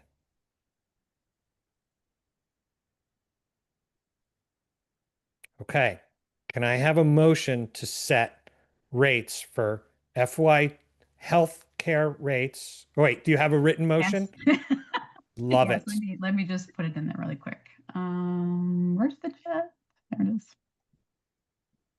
While she's doing that, will anyone take bets with me that we'll be under 15? I'll lay even money. You mean I'm in not the taking net that position? What? You Yeah. mean the net position will fall below 15? We will We not won't hit get to 15 2 at years from all. now. Yeah, 2 years from now. 2 to 1. Yeah. The way I have it worded here is talking about the average because this does come up to an average, so it is kind of spread out between the plans. These are build rates as opposed to pro forma, and they're for the active. So Could I get a So- Yep, motion? it's in the chat. Okay. Yeah, could I get a motion I to can't see it. increase the average build rates for VEHI actives to 7.3% for FY27? So moved. Thank you, Andy. Do I have a second? Thank you, I'll second. Suzanne. Any discussion? All those in favor say aye. Aye. Aye. Opposed? Passes unanimously. Thank you, All right. everybody. Really good news. Impressive. Thank you. Yeah.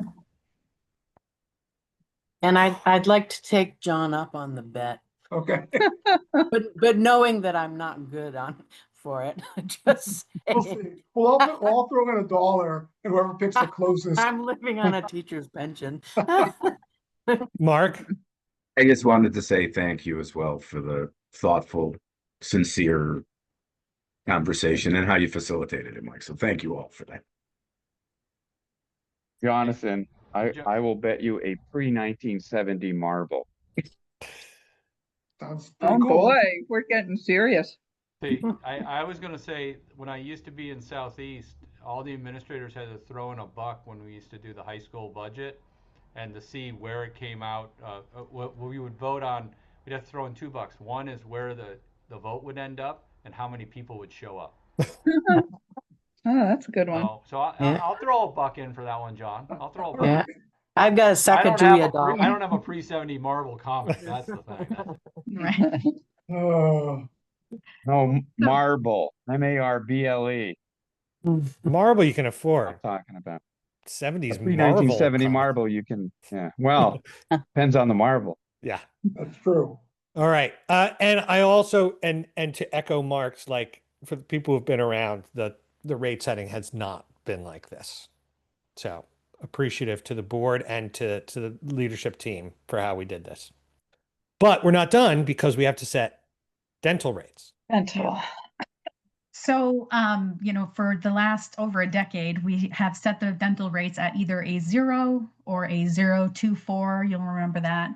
I brought the 0.24 last year, and because of where things were at with the rates, we decided to hold the dental rates as kind of a buffer to the health rates last year, which was great for last year, but now we're in a little bit more of a pickle than we normally are in. So instead of requesting that we do a 0.24. Our increases came in between the lowest we only had one under 10% and at 5.7, and we had two in the 50s, in the 50%. So instead of a 0.24, we're asking for a 0 for the one that was under 10, a 5% for the 11 to 15, an 8% for 15 to 20, 12% for 20 to 36, and then 15% for the two that are up over 50%. Sorry, can you show this? Because it's hard for me to track the numbers Yeah. verbally. And we did do a few different options with our actuary that we use. And I think Chris, Mark, and I talked about this yesterday, and we kind of all came to the agreement that we thought we had an option 1, but that we dismissed that one. We're all kind of looking at option 2. And as you know, we are always trying to buy down our reserves in the dental plan because they're not in the same place as our health plan. So with this, we would be looking at using about $1.8 million in reserves, which would include so it's just over $1 million toward premium, and then we would not recover the VEHI admin cost, which is about, when I say VEHI admin, it's our admin plus Delta Dental's, and that's about $660,000. And then, Chris has said we probably will get about $500,000 in investments, so we're expected roughly to lose about 1.3. Is that accurate, Chris? Yes, absolutely. All Yeah. right. And just to draw it, because I mean, we're used to looking at this spreadsheet, the rate increases in column C there, that's what the actuary came back with and said, that's what we should be raising everybody's rates by. And you can see it's really high.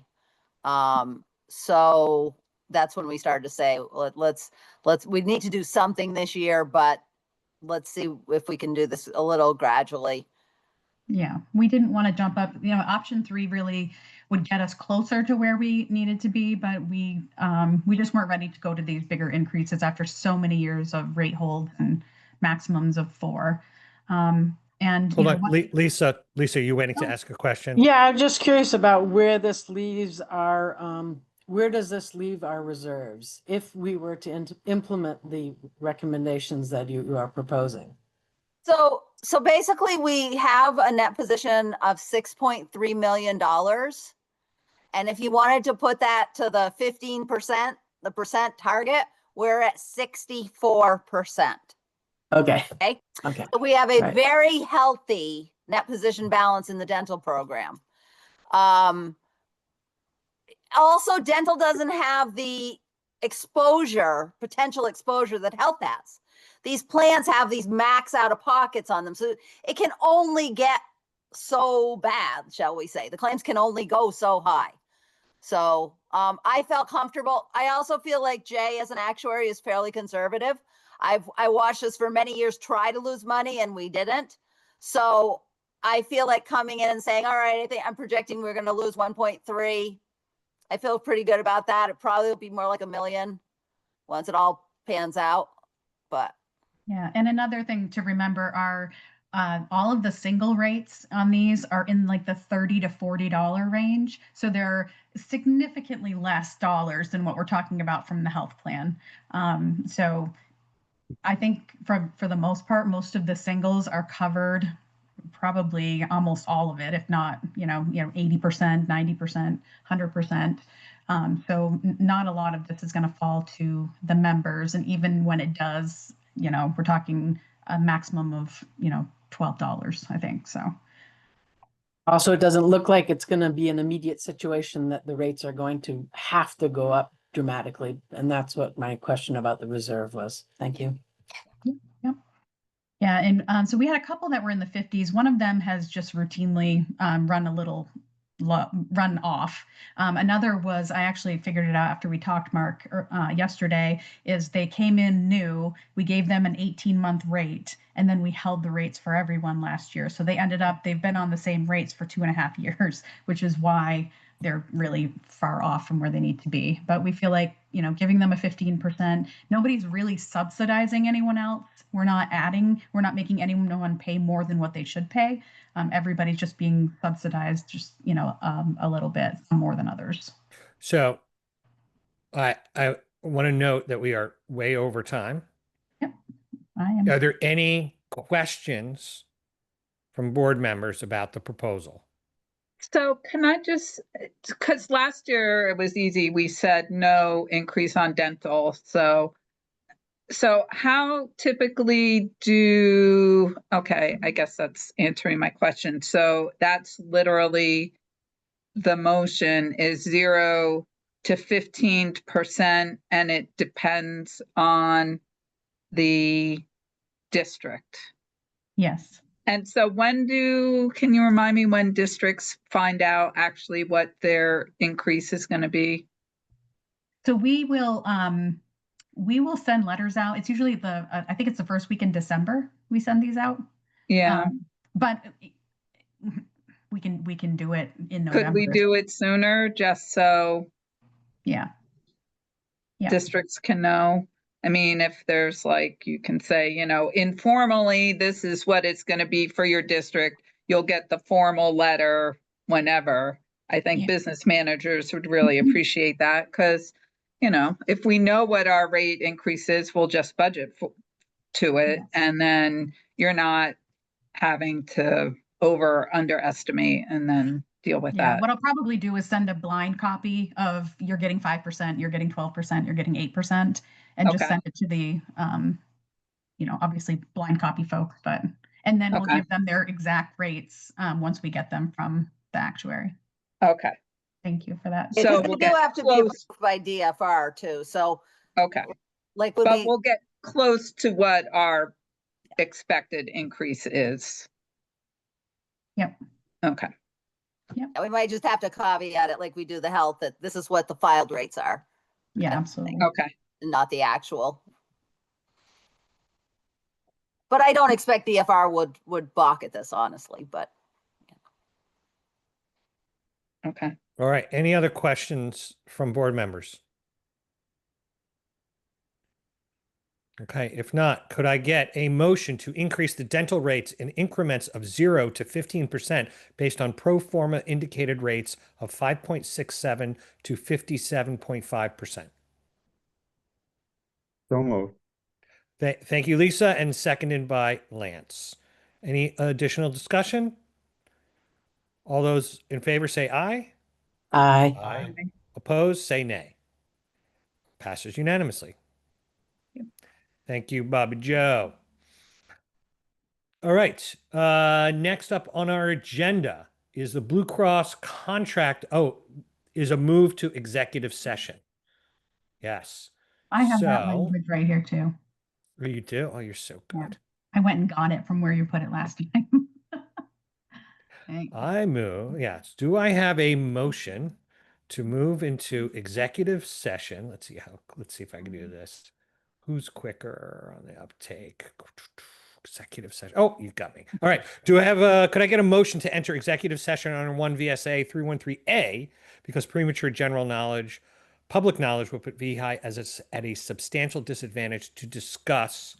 Okay, hold on. I want to make sure I get this right. So we're going to discuss the Blue Cross Blue Shield contract. We're going to discuss the Blue Cross UVMMC settlement. And we're going to discuss the RFI for the Blue Cross Blue Shield ASO contract.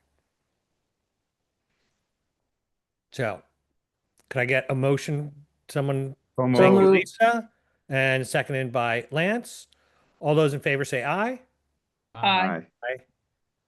Opposed? Okay, so we're going to move. And I'm going to also disable the waiting room. And I'm going to relinquish my host and give it back to the hostess with the mostess. Okay.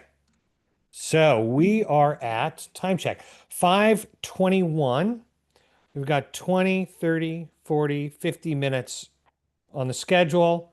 I do think it's important here. Let's look at the agenda. I do think it's absolutely important to talk about the benefit design and give that 20 minutes. 5 minutes on this. We could do this in 5 minutes. And Mark, you can do that in 5 minutes. Oh, absolutely. Yeah, if Okay. not less. Okay. So let's do 20 minutes on benefit redesign. So we have our committee of Cheryl, Suzanne, Mark, and Bobby Joe. So I'll hand it over to you guys to talk us through these points. Well, first of all, I think, Mike, you and Lance, do you have any comments to make about the fact that the statewide bargaining agreement has been extended by a year? Because that's A, which will change our discussion significantly in B and C. When Lance and I have not had a conversation about that, nor have we coordinated with the what are they called? Commission chairs. And I think I heard that one of the commission chairs is now out, Mark Koenig. So we have not coordinated. Well, is your question, Suzanne, whether or not that came to fruition? Because it did, I thought. Yeah, it did. Yeah. So Okay. everything we've been talking about, we now have an extra year. We have a little bit of a breather, but it's not significant because, we move not always so quickly as a board. So yes, certainly Cheryl and Mark and Bobby Joe and I have met a number of times and have had some really frank discussions about guiding principles and objectives, which we haven't shared with the board, obviously, but we wordsmithed it to death. But I think that in terms of what we need to do is share those items with the board, which also included a list of questions. I mean, that's another part too, because we need to get on this process, I believe. Yes, Cheryl? You agree? So I asked if Bobby Joe would screen share for us the principles and objectives.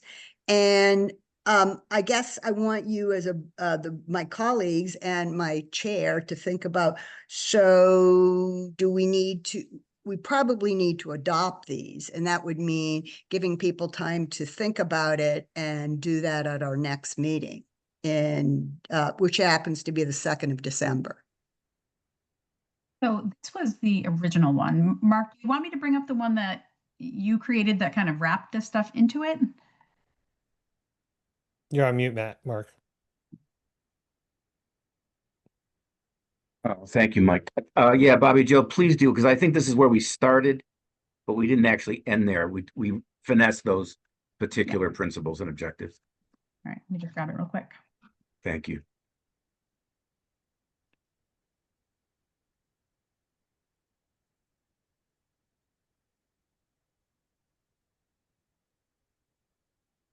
Be surprised how many emails I get from Mark. Oh, yeah, they wouldn't. Is it what you forwarded to me most recently, Bobby Joe? I think Yeah, you I thought I forwarded still it to had me. it open, but I have it now, so it's fine. Okay. I gotcha. Gotta remember that comment. You're true. It's true though.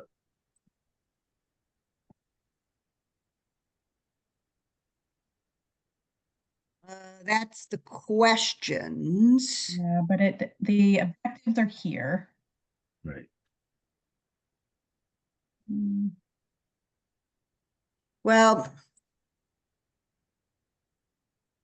yes, they are there. If we could do it two ways if we wanted. We came up with what we thought would be objectives that would be important to share with a consultant, and certainly in the interview process. And then we also talked about what, even before these objectives, what were our guiding principles about how do we feel about the product that we would like to deliver to our school district employees throughout the state. So is this the one we want to look at then? Well, these have not been wordsmithed, but they're fine, I think, to share with people. And then what I think we ought to do is email everyone the full text of everything. We talked about making sure everyone had access to, you can read that paragraph and that sentence: high quality, affordable insurances, strong state. Oh, and making sure that they had access to strong state and national networks. Is that it? That the claims are paid in an accurate manner and customer service problems are together. You emailed me those yesterday, though, I believe, and Mark and Yeah, these are the Cheryl. two documents I emailed yesterday. Really? What's that?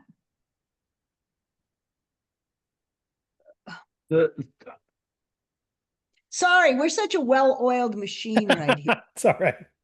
We haven't met in a while. I think haven't. Suzanne, the objectives on this longer document are the wordsmithed ones. All right, but we don't have the.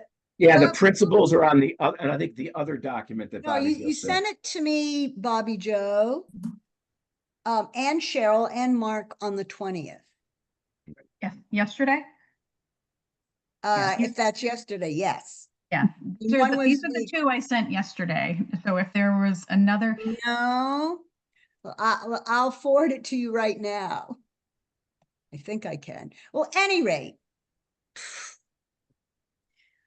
maybe we need to start all over again. I will look for nothing. Okay.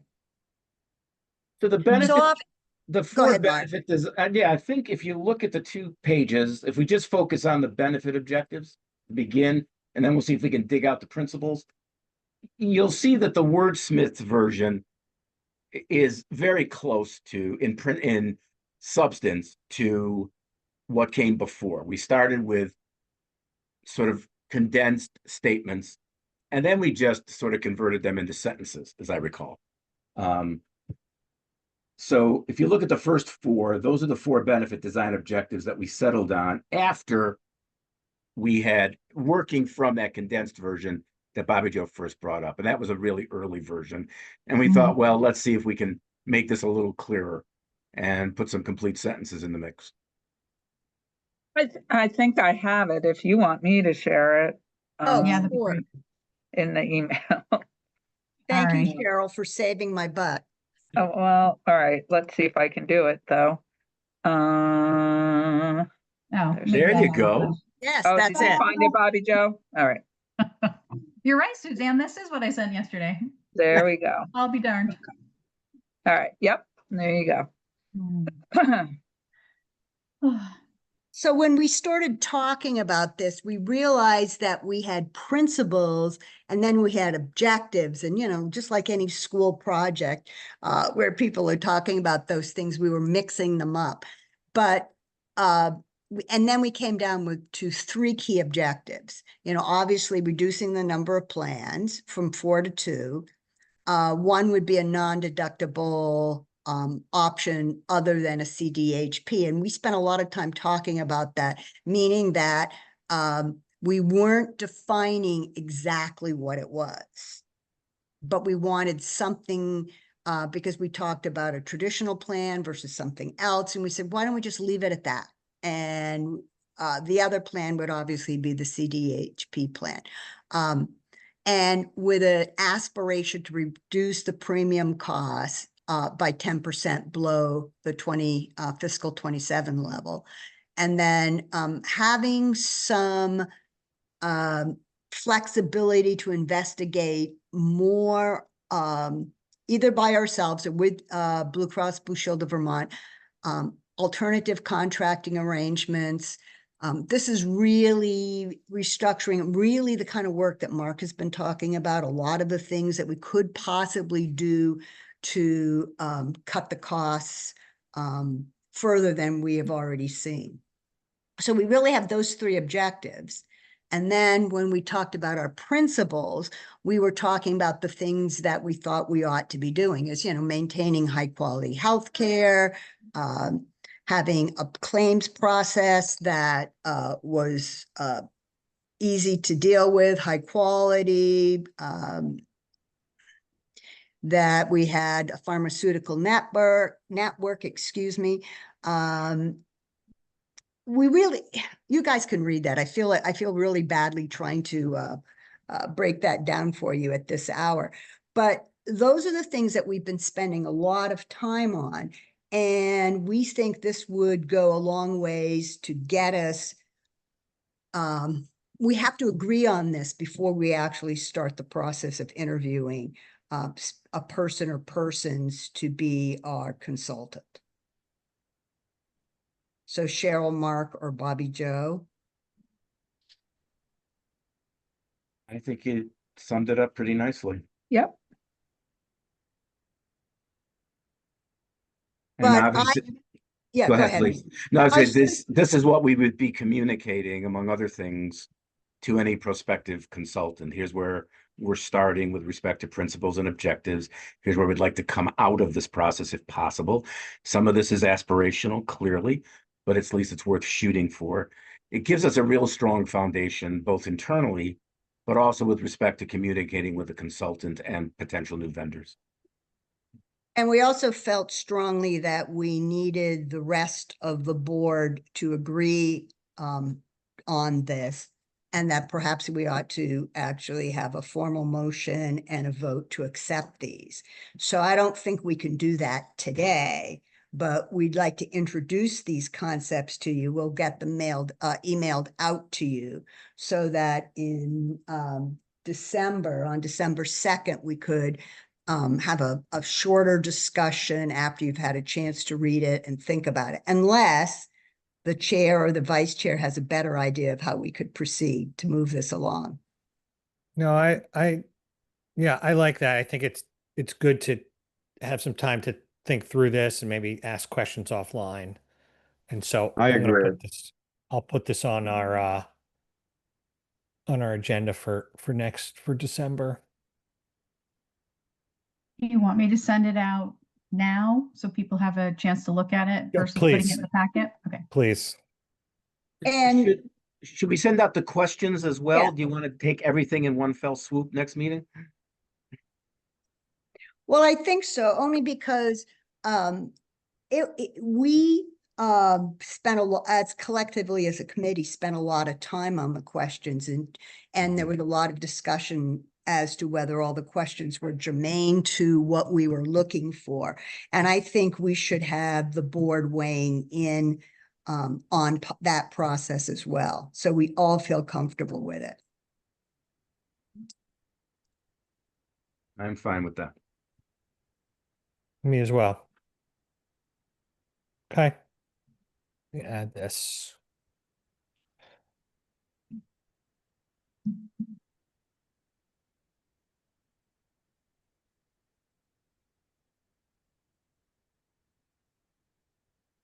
So the only other part, Mike, is the discussion was what our timeline and next steps would be.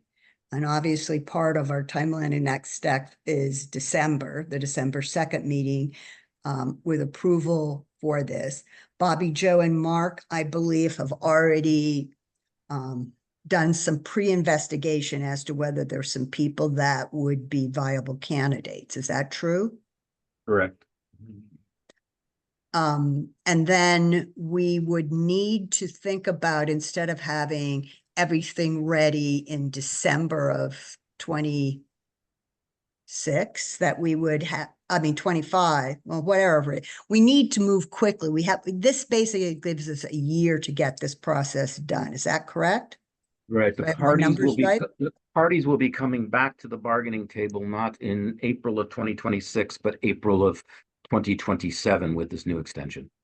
Right, but So we would need to be prepared for all the regulatory hurdles. that is correct. CFR, yeah, all of those people. Right. 2026 is when the rubber's going to hit the road for us. And you're right. We need to get going sooner than later. Yep, I think, it's nice to have the additional year, but I don't think it means anything for us. We just have to keep moving Yeah. along diligently on this. Yeah. All right. So next meeting, we're going to review and approve this, or hopefully get to consensus. What about the consultants that we were talking about? Where do you guys stand on that? I think it's a December meeting. This is obviously going to be a long conversation in December. So I think, or maybe not, maybe the part of it will be and not the other part. At any rate, maybe in December, Bobby, Joe, and John and I can tell you who we've been talking about and recommend for interviews. Okay. And why, if that makes sense. Mm-hmm. Yeah, I don't feel like we can actually interview them until the questions document has been approved. Correct. So, Yeah, that's right. The principles, you're correct. So we Yes. can, and I would assume that if we are good, we'll get this done in December, and you'll be able to line up people to start talking to them later in December or January. December's a tough month, I know. yeah, it'll probably be January. Mhm. Right. Okay. Great.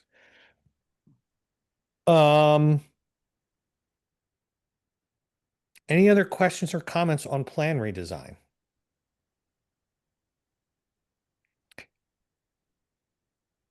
I do think it is worth reaching out to the commission chairs, and I don't know if they've elected the VSBA representative or the VSBA chair yet.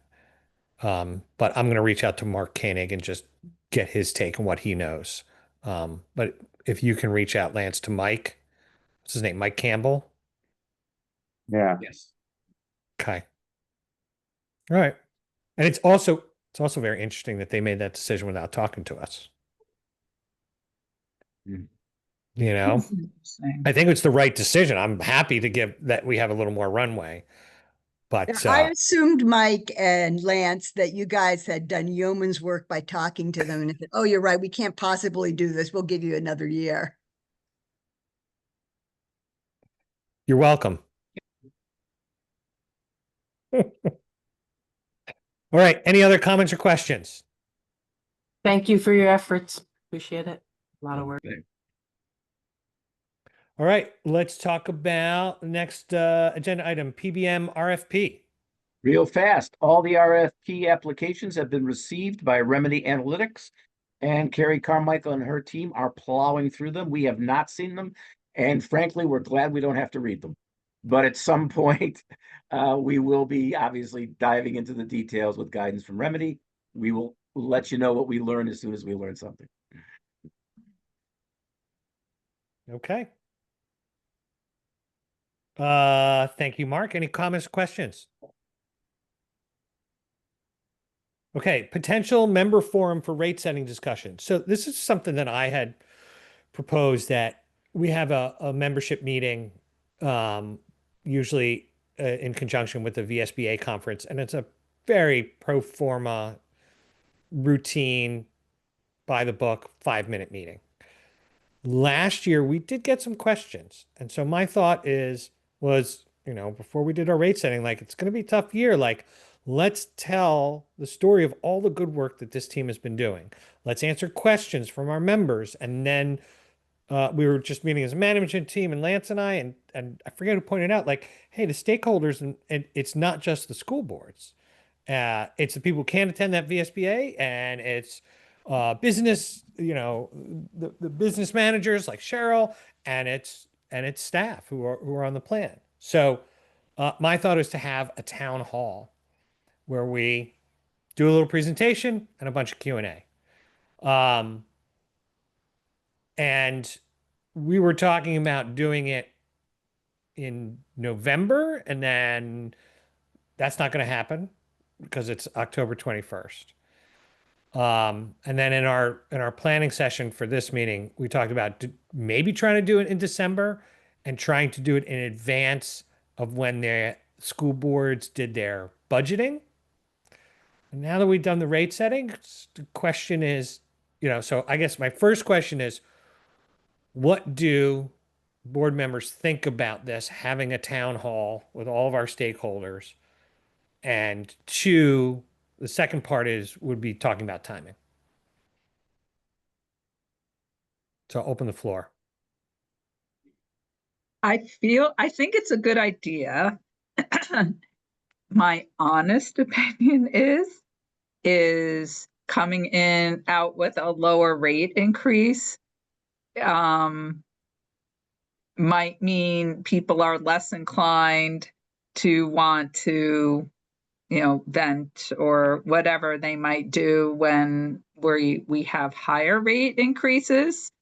I don't know. I think that's just the nature of how this stuff goes. I mean, we do all kinds of community outreach and coffee and conversations and public this and public that, and we get very little. But I mean, I think it's still a worthwhile exercise, but it might be far less. People may not be as concerned as they might have been otherwise.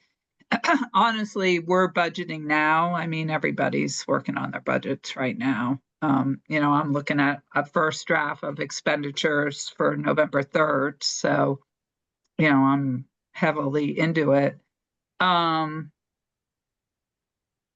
So I think if we were going to do it, as soon as we thought we could pull it together, would be worthwhile.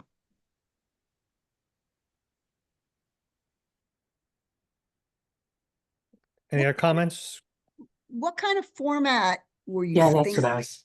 Yeah. Because I'm thinking, is this going to be like a Zoom. Bernie Sanders thing? Is it going to be something that's a call-in town meeting, or? Well, what I was thinking was do it virtually so everyone can attend, and do a presentation and then a Q&A. I agree with what Would- Cheryl said, that I think it's valuable, but I think we have less pressure on us to do it this year because the rates are more favorable than they've been. So,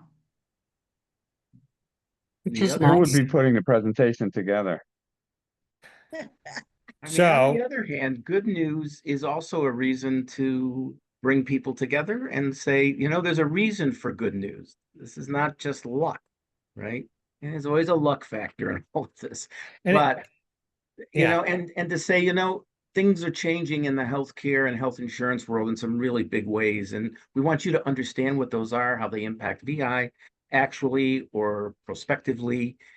And we want to hear from you what you're thinking about the healthcare system. We've never actually done this. Yeah, we've turned up at the annual meeting.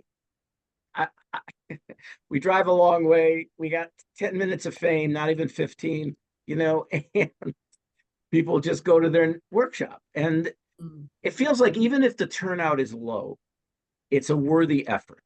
And I actually don't think it's a hard presentation to prepare for. I think the balance of the session or the lion's share of it should be the discussion aspect and the question and answer. What do you think Chelsea Myers thinks? Because I mean, this is the first time I can remember having a guest at this, discussion point. Chelsea from the Supes Association. Is she from the Superintendent's Association or? Yeah, She's off the call though. No, I know, but that's the first time, and certainly I hope she went away saying, "Boy, those people spent a lot of time talking about this."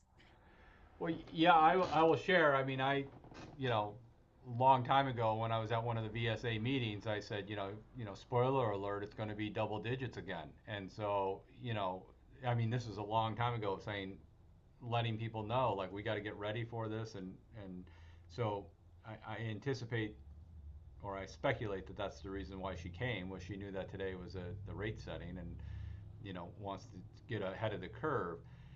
I agree that it's a having some kind of a forum, like, is a good idea and everything. I'm preparing my third draft already of my SU budget expenditures. I mean, they're pushing us faster. I will have all of my budgets will be approved by my board before Christmas. Wow. So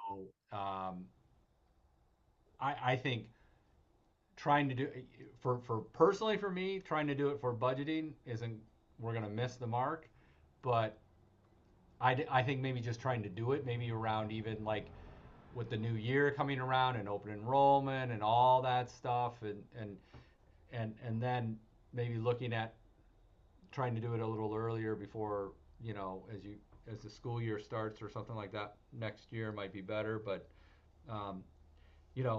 I get more people showing up at my board meeting because I put up no parking signs after we spent $2 million on a driveway and don't want people pulling off the driveway and breaking down the edge. But if I come out with hey, we're at 7.3%, nobody would show up. That's the craziness of it. So. Going back to your question, Lance, about who would do this. So we're going to elect new officers. So I won't be the chair as of the December meeting, probably. So I'll have more bandwidth, VEHI bandwidth, and I'm good with getting lead on this for early next year. Okay. All right. I think we got what we're looking for. Any other comments or questions on the town hall? Okay. Did I just volunteer to do a major work? Obviously, Mark and I will support you Yeah, with did. giving you did. information to. happy to help you with the agenda and the Thank you. outline of events. Might be Yes, you February. did. Yeah, I did. All right. Let the minutes show. I do like to put on events. I do them a lot. All right. NEA quarterly report. Yeah, well, as usual, my very concise, abbreviated quarterly report is weighing down the materials that Bobby Joe sent out, almost sinking the ship. But unless you have questions, I'm happy to move on to the next item on the agenda. The only thing I will say is I spent a lot of time talking about the budget hearings this year at the Green Mountain Care Board and the legislative reforms, because as I said earlier this evening, it's a sea change. There's been nothing like it in the state of Vermont in my lifetime. And if it continues to move in the right direction, it will be incredibly promising. So I apologize for the length of it, but I think as a trust, we need to understand those larger political and regulatory dynamics. Other than that, my friends, unless you have questions, I'm happy to leave it there. Anybody have any questions for Mark? I had a question. You Sure. you made a reference to Vermont Blue Advantage, and it got me thinking, this whole, like, I don't want to say collapse, but the end of Medicare Advantage in Vermont, does that have any tie-in to us? It has no direct tie-in. So the Vermont State Teachers Retirement System, as you can imagine, is really embroiled in a lot of transitional work at the moment, successfully, I should add, moving from VBA to HealthSpring.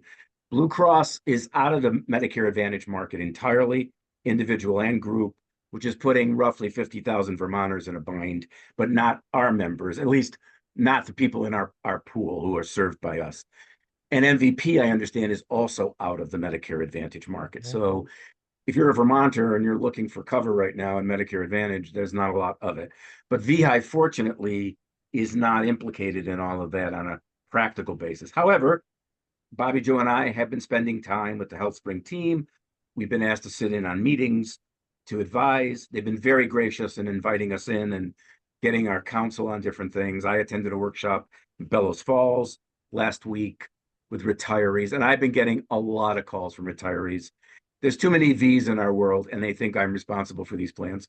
And I'm sure Bobby Joe's had some of this as well. But again, I want to serve our members, and I want to help Fisters because they are our largest group member.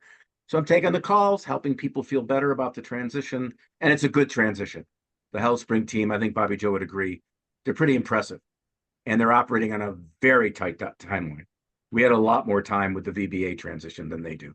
But fortunately, we are sort of on the outside looking in and just offering counsel. Okay. Thank you. All right. Any other comments or questions for Mark? Well done. All right. Next meeting topics. Here's what I've got. Besides the, let me bring up the, oh, where'd it go? Have our Can I skip to the typical- annual meeting really quick, Mike? Since Yes, that's please. Technically our next meeting. Yeah, So do it.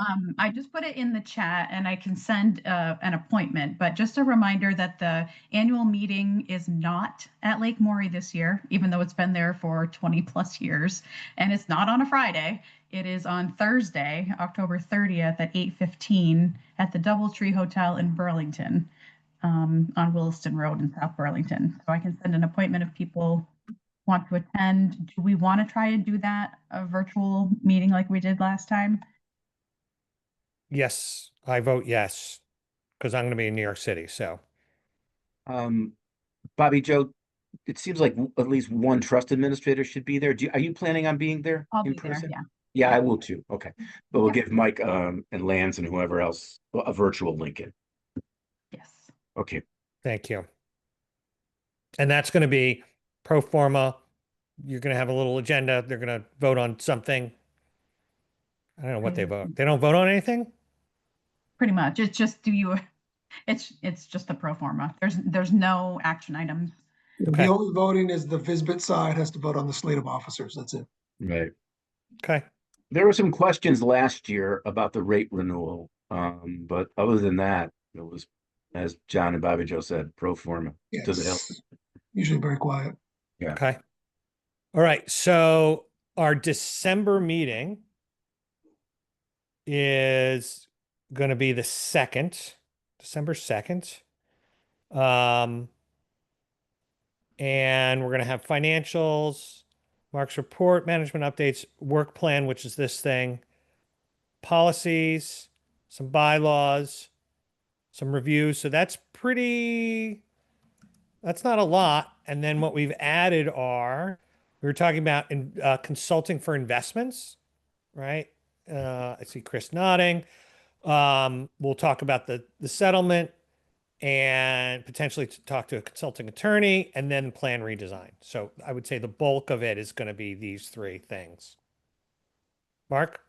And fellow board members, do you want to hear from an attorney in December, or do you want to decide in December if you want to hear from an attorney after we see what Blue Cross responds with? I mean, Maybe does the board want to authorize Lance and I to make that call? yeah, I guess I was gonna say, like, if you hear back from Blue Cross Blue Shield before that meeting and it looks bad, then we'd probably wanna, I mean, I would wanna hear from an attorney at that point, but if it, I don't know. But yeah, I would think it's okay for you guys to make that decision. Okay, thanks. Okay, good question. So, Mike, on your list of items, plan redesign, if I can talk at this hour, you didn't, I thought we were going to at least put down, send out to people the questions, Yeah, the Right, guiding okay. principles, to me, this is, you send them out now, Right, and then in December, we're going to approve them or right, agree. but there's actually two different documents. Oh, I'm Oh, sorry, did I misunderstand? And I don't, but here's my question to the rest of the board and consultant people, our management team is, if we approve the guiding principles of objectives, do we need to weigh in on the questions? I don't think it hurts to send them out. I mean, it's Oh, done. you're talking about the interview questions? Yeah, we've come up document, with a yeah. whole list of things. Yes. I'll tell you my take. You guys are a committee, and I trust you to come up with good questions. This is for the Well, consultants? Yes. yeah, It's- it's the document that the prospective consultants would get, and it would guide the process. And I don't think we want to micromanage this because I do think, I don't even know who does the interview. I mean, will the board do the interviews? This is what I don't even understand. I mean, we could play it any way we want to, right? Okay, we'll talk about that in December. Well, I mean, like the board can decide right now that we empower the committee to interview and bring back a recommendation. I mean, or you can say, listen, we think that this is an important, such important work that the whole board wants to weigh in on the details of the vetting of the consultants. So I think it's up to the board. How about this? Instead of approve interview questions, I would say just review the document. Mhm. It's not just questions, it's the document that, like I said, would be Information, given yes. to the perspective. So just, I think it's a matter of having the full board review it. If there are, questions or, whatever that anybody might have with regard to that, I think that's If that's, good. yeah, if that's what you guys are looking for, any board member opposed to that? If you want that support, I think that's fine. Mark raised your hand. Yeah, I'm just going to say, since there's been different documents that have been circulating and we haven't met since, I think, third week of September. Cheryl and Suzanne, if you're comfortable with this, Bobby Joe and I can, this week, tomorrow even, just look at the documents that we've produced, find the ones that we know are the most recent, and then get them out to everybody. Are you comfortable with that? I am. Yep. Okay, thanks. Thank you, We have a Mike. meeting That's all I just scheduled- wanted to be clear on. Do we have meetings scheduled beyond the December one? So is it in January? Do. Yep, Full it's year. always the third Tuesday of those certain months, so you should have a recurring meeting for all of those months. And I literally found out while we were on this call that we're going to need to reschedule that, or Uh-oh. I will not be able to attend that. So In January. January 20th. Okay. I will work on that. Thank you. We'll doodle it What up. I was getting at is that we want to make sure we do get some things set up in December, so that we're not dragging our feet. Mm-hmm. And March. Yeah, you've got March one on the calendar. Oh, Okay. St. Patty's Day. Oh, I remember that. oh, looky there. That's my horrible Irish accent. All right. With that, because it's late, any other comments or questions before we adjourn? Yes. I need to ask Lisa, how old is that Christmas cactus that is behind her? It's just gorgeous and I love it. And It's really old. yeah, I don't know exactly, but I've been at this house since 1986, and I think I brought it with me. wow, beautiful. Yeah, thanks. And Gerald, the problem is, how do you leave when you Right, right. Thank you. Gerald, I've got one. My wife has one, I should say, not me. And she's had it for probably close to 50 years. It has bloomed one time, and that was when my son was born, 42 years ago. That's it. But it looks really healthy, doesn't It it? looks like Lisa's got a good one. I don't know how many times you've propagated that one, but it looks like. Well, if I see you and you want one, I can give you a All right. Flip it. application off of it. Little baby. Yeah, no problem. Very cool. Motion Thanks, to adjourn. Yeah, thanks, everybody. Great meeting. Good work. Thank May I you. have a motion to adjourn? Oh, I yeah. just did it. Well, you just said that. Thank you, Lance. I'll second it. Seconds. Thank you, I'll Lisa. All approve, all in favor? Yeah. Aye. Hi. Aye. Who's opposed? Good meeting. Passes unanimously. Thanks, everybody. Thank you. Thank you. Bye-bye. Good night. Yeah, thank you.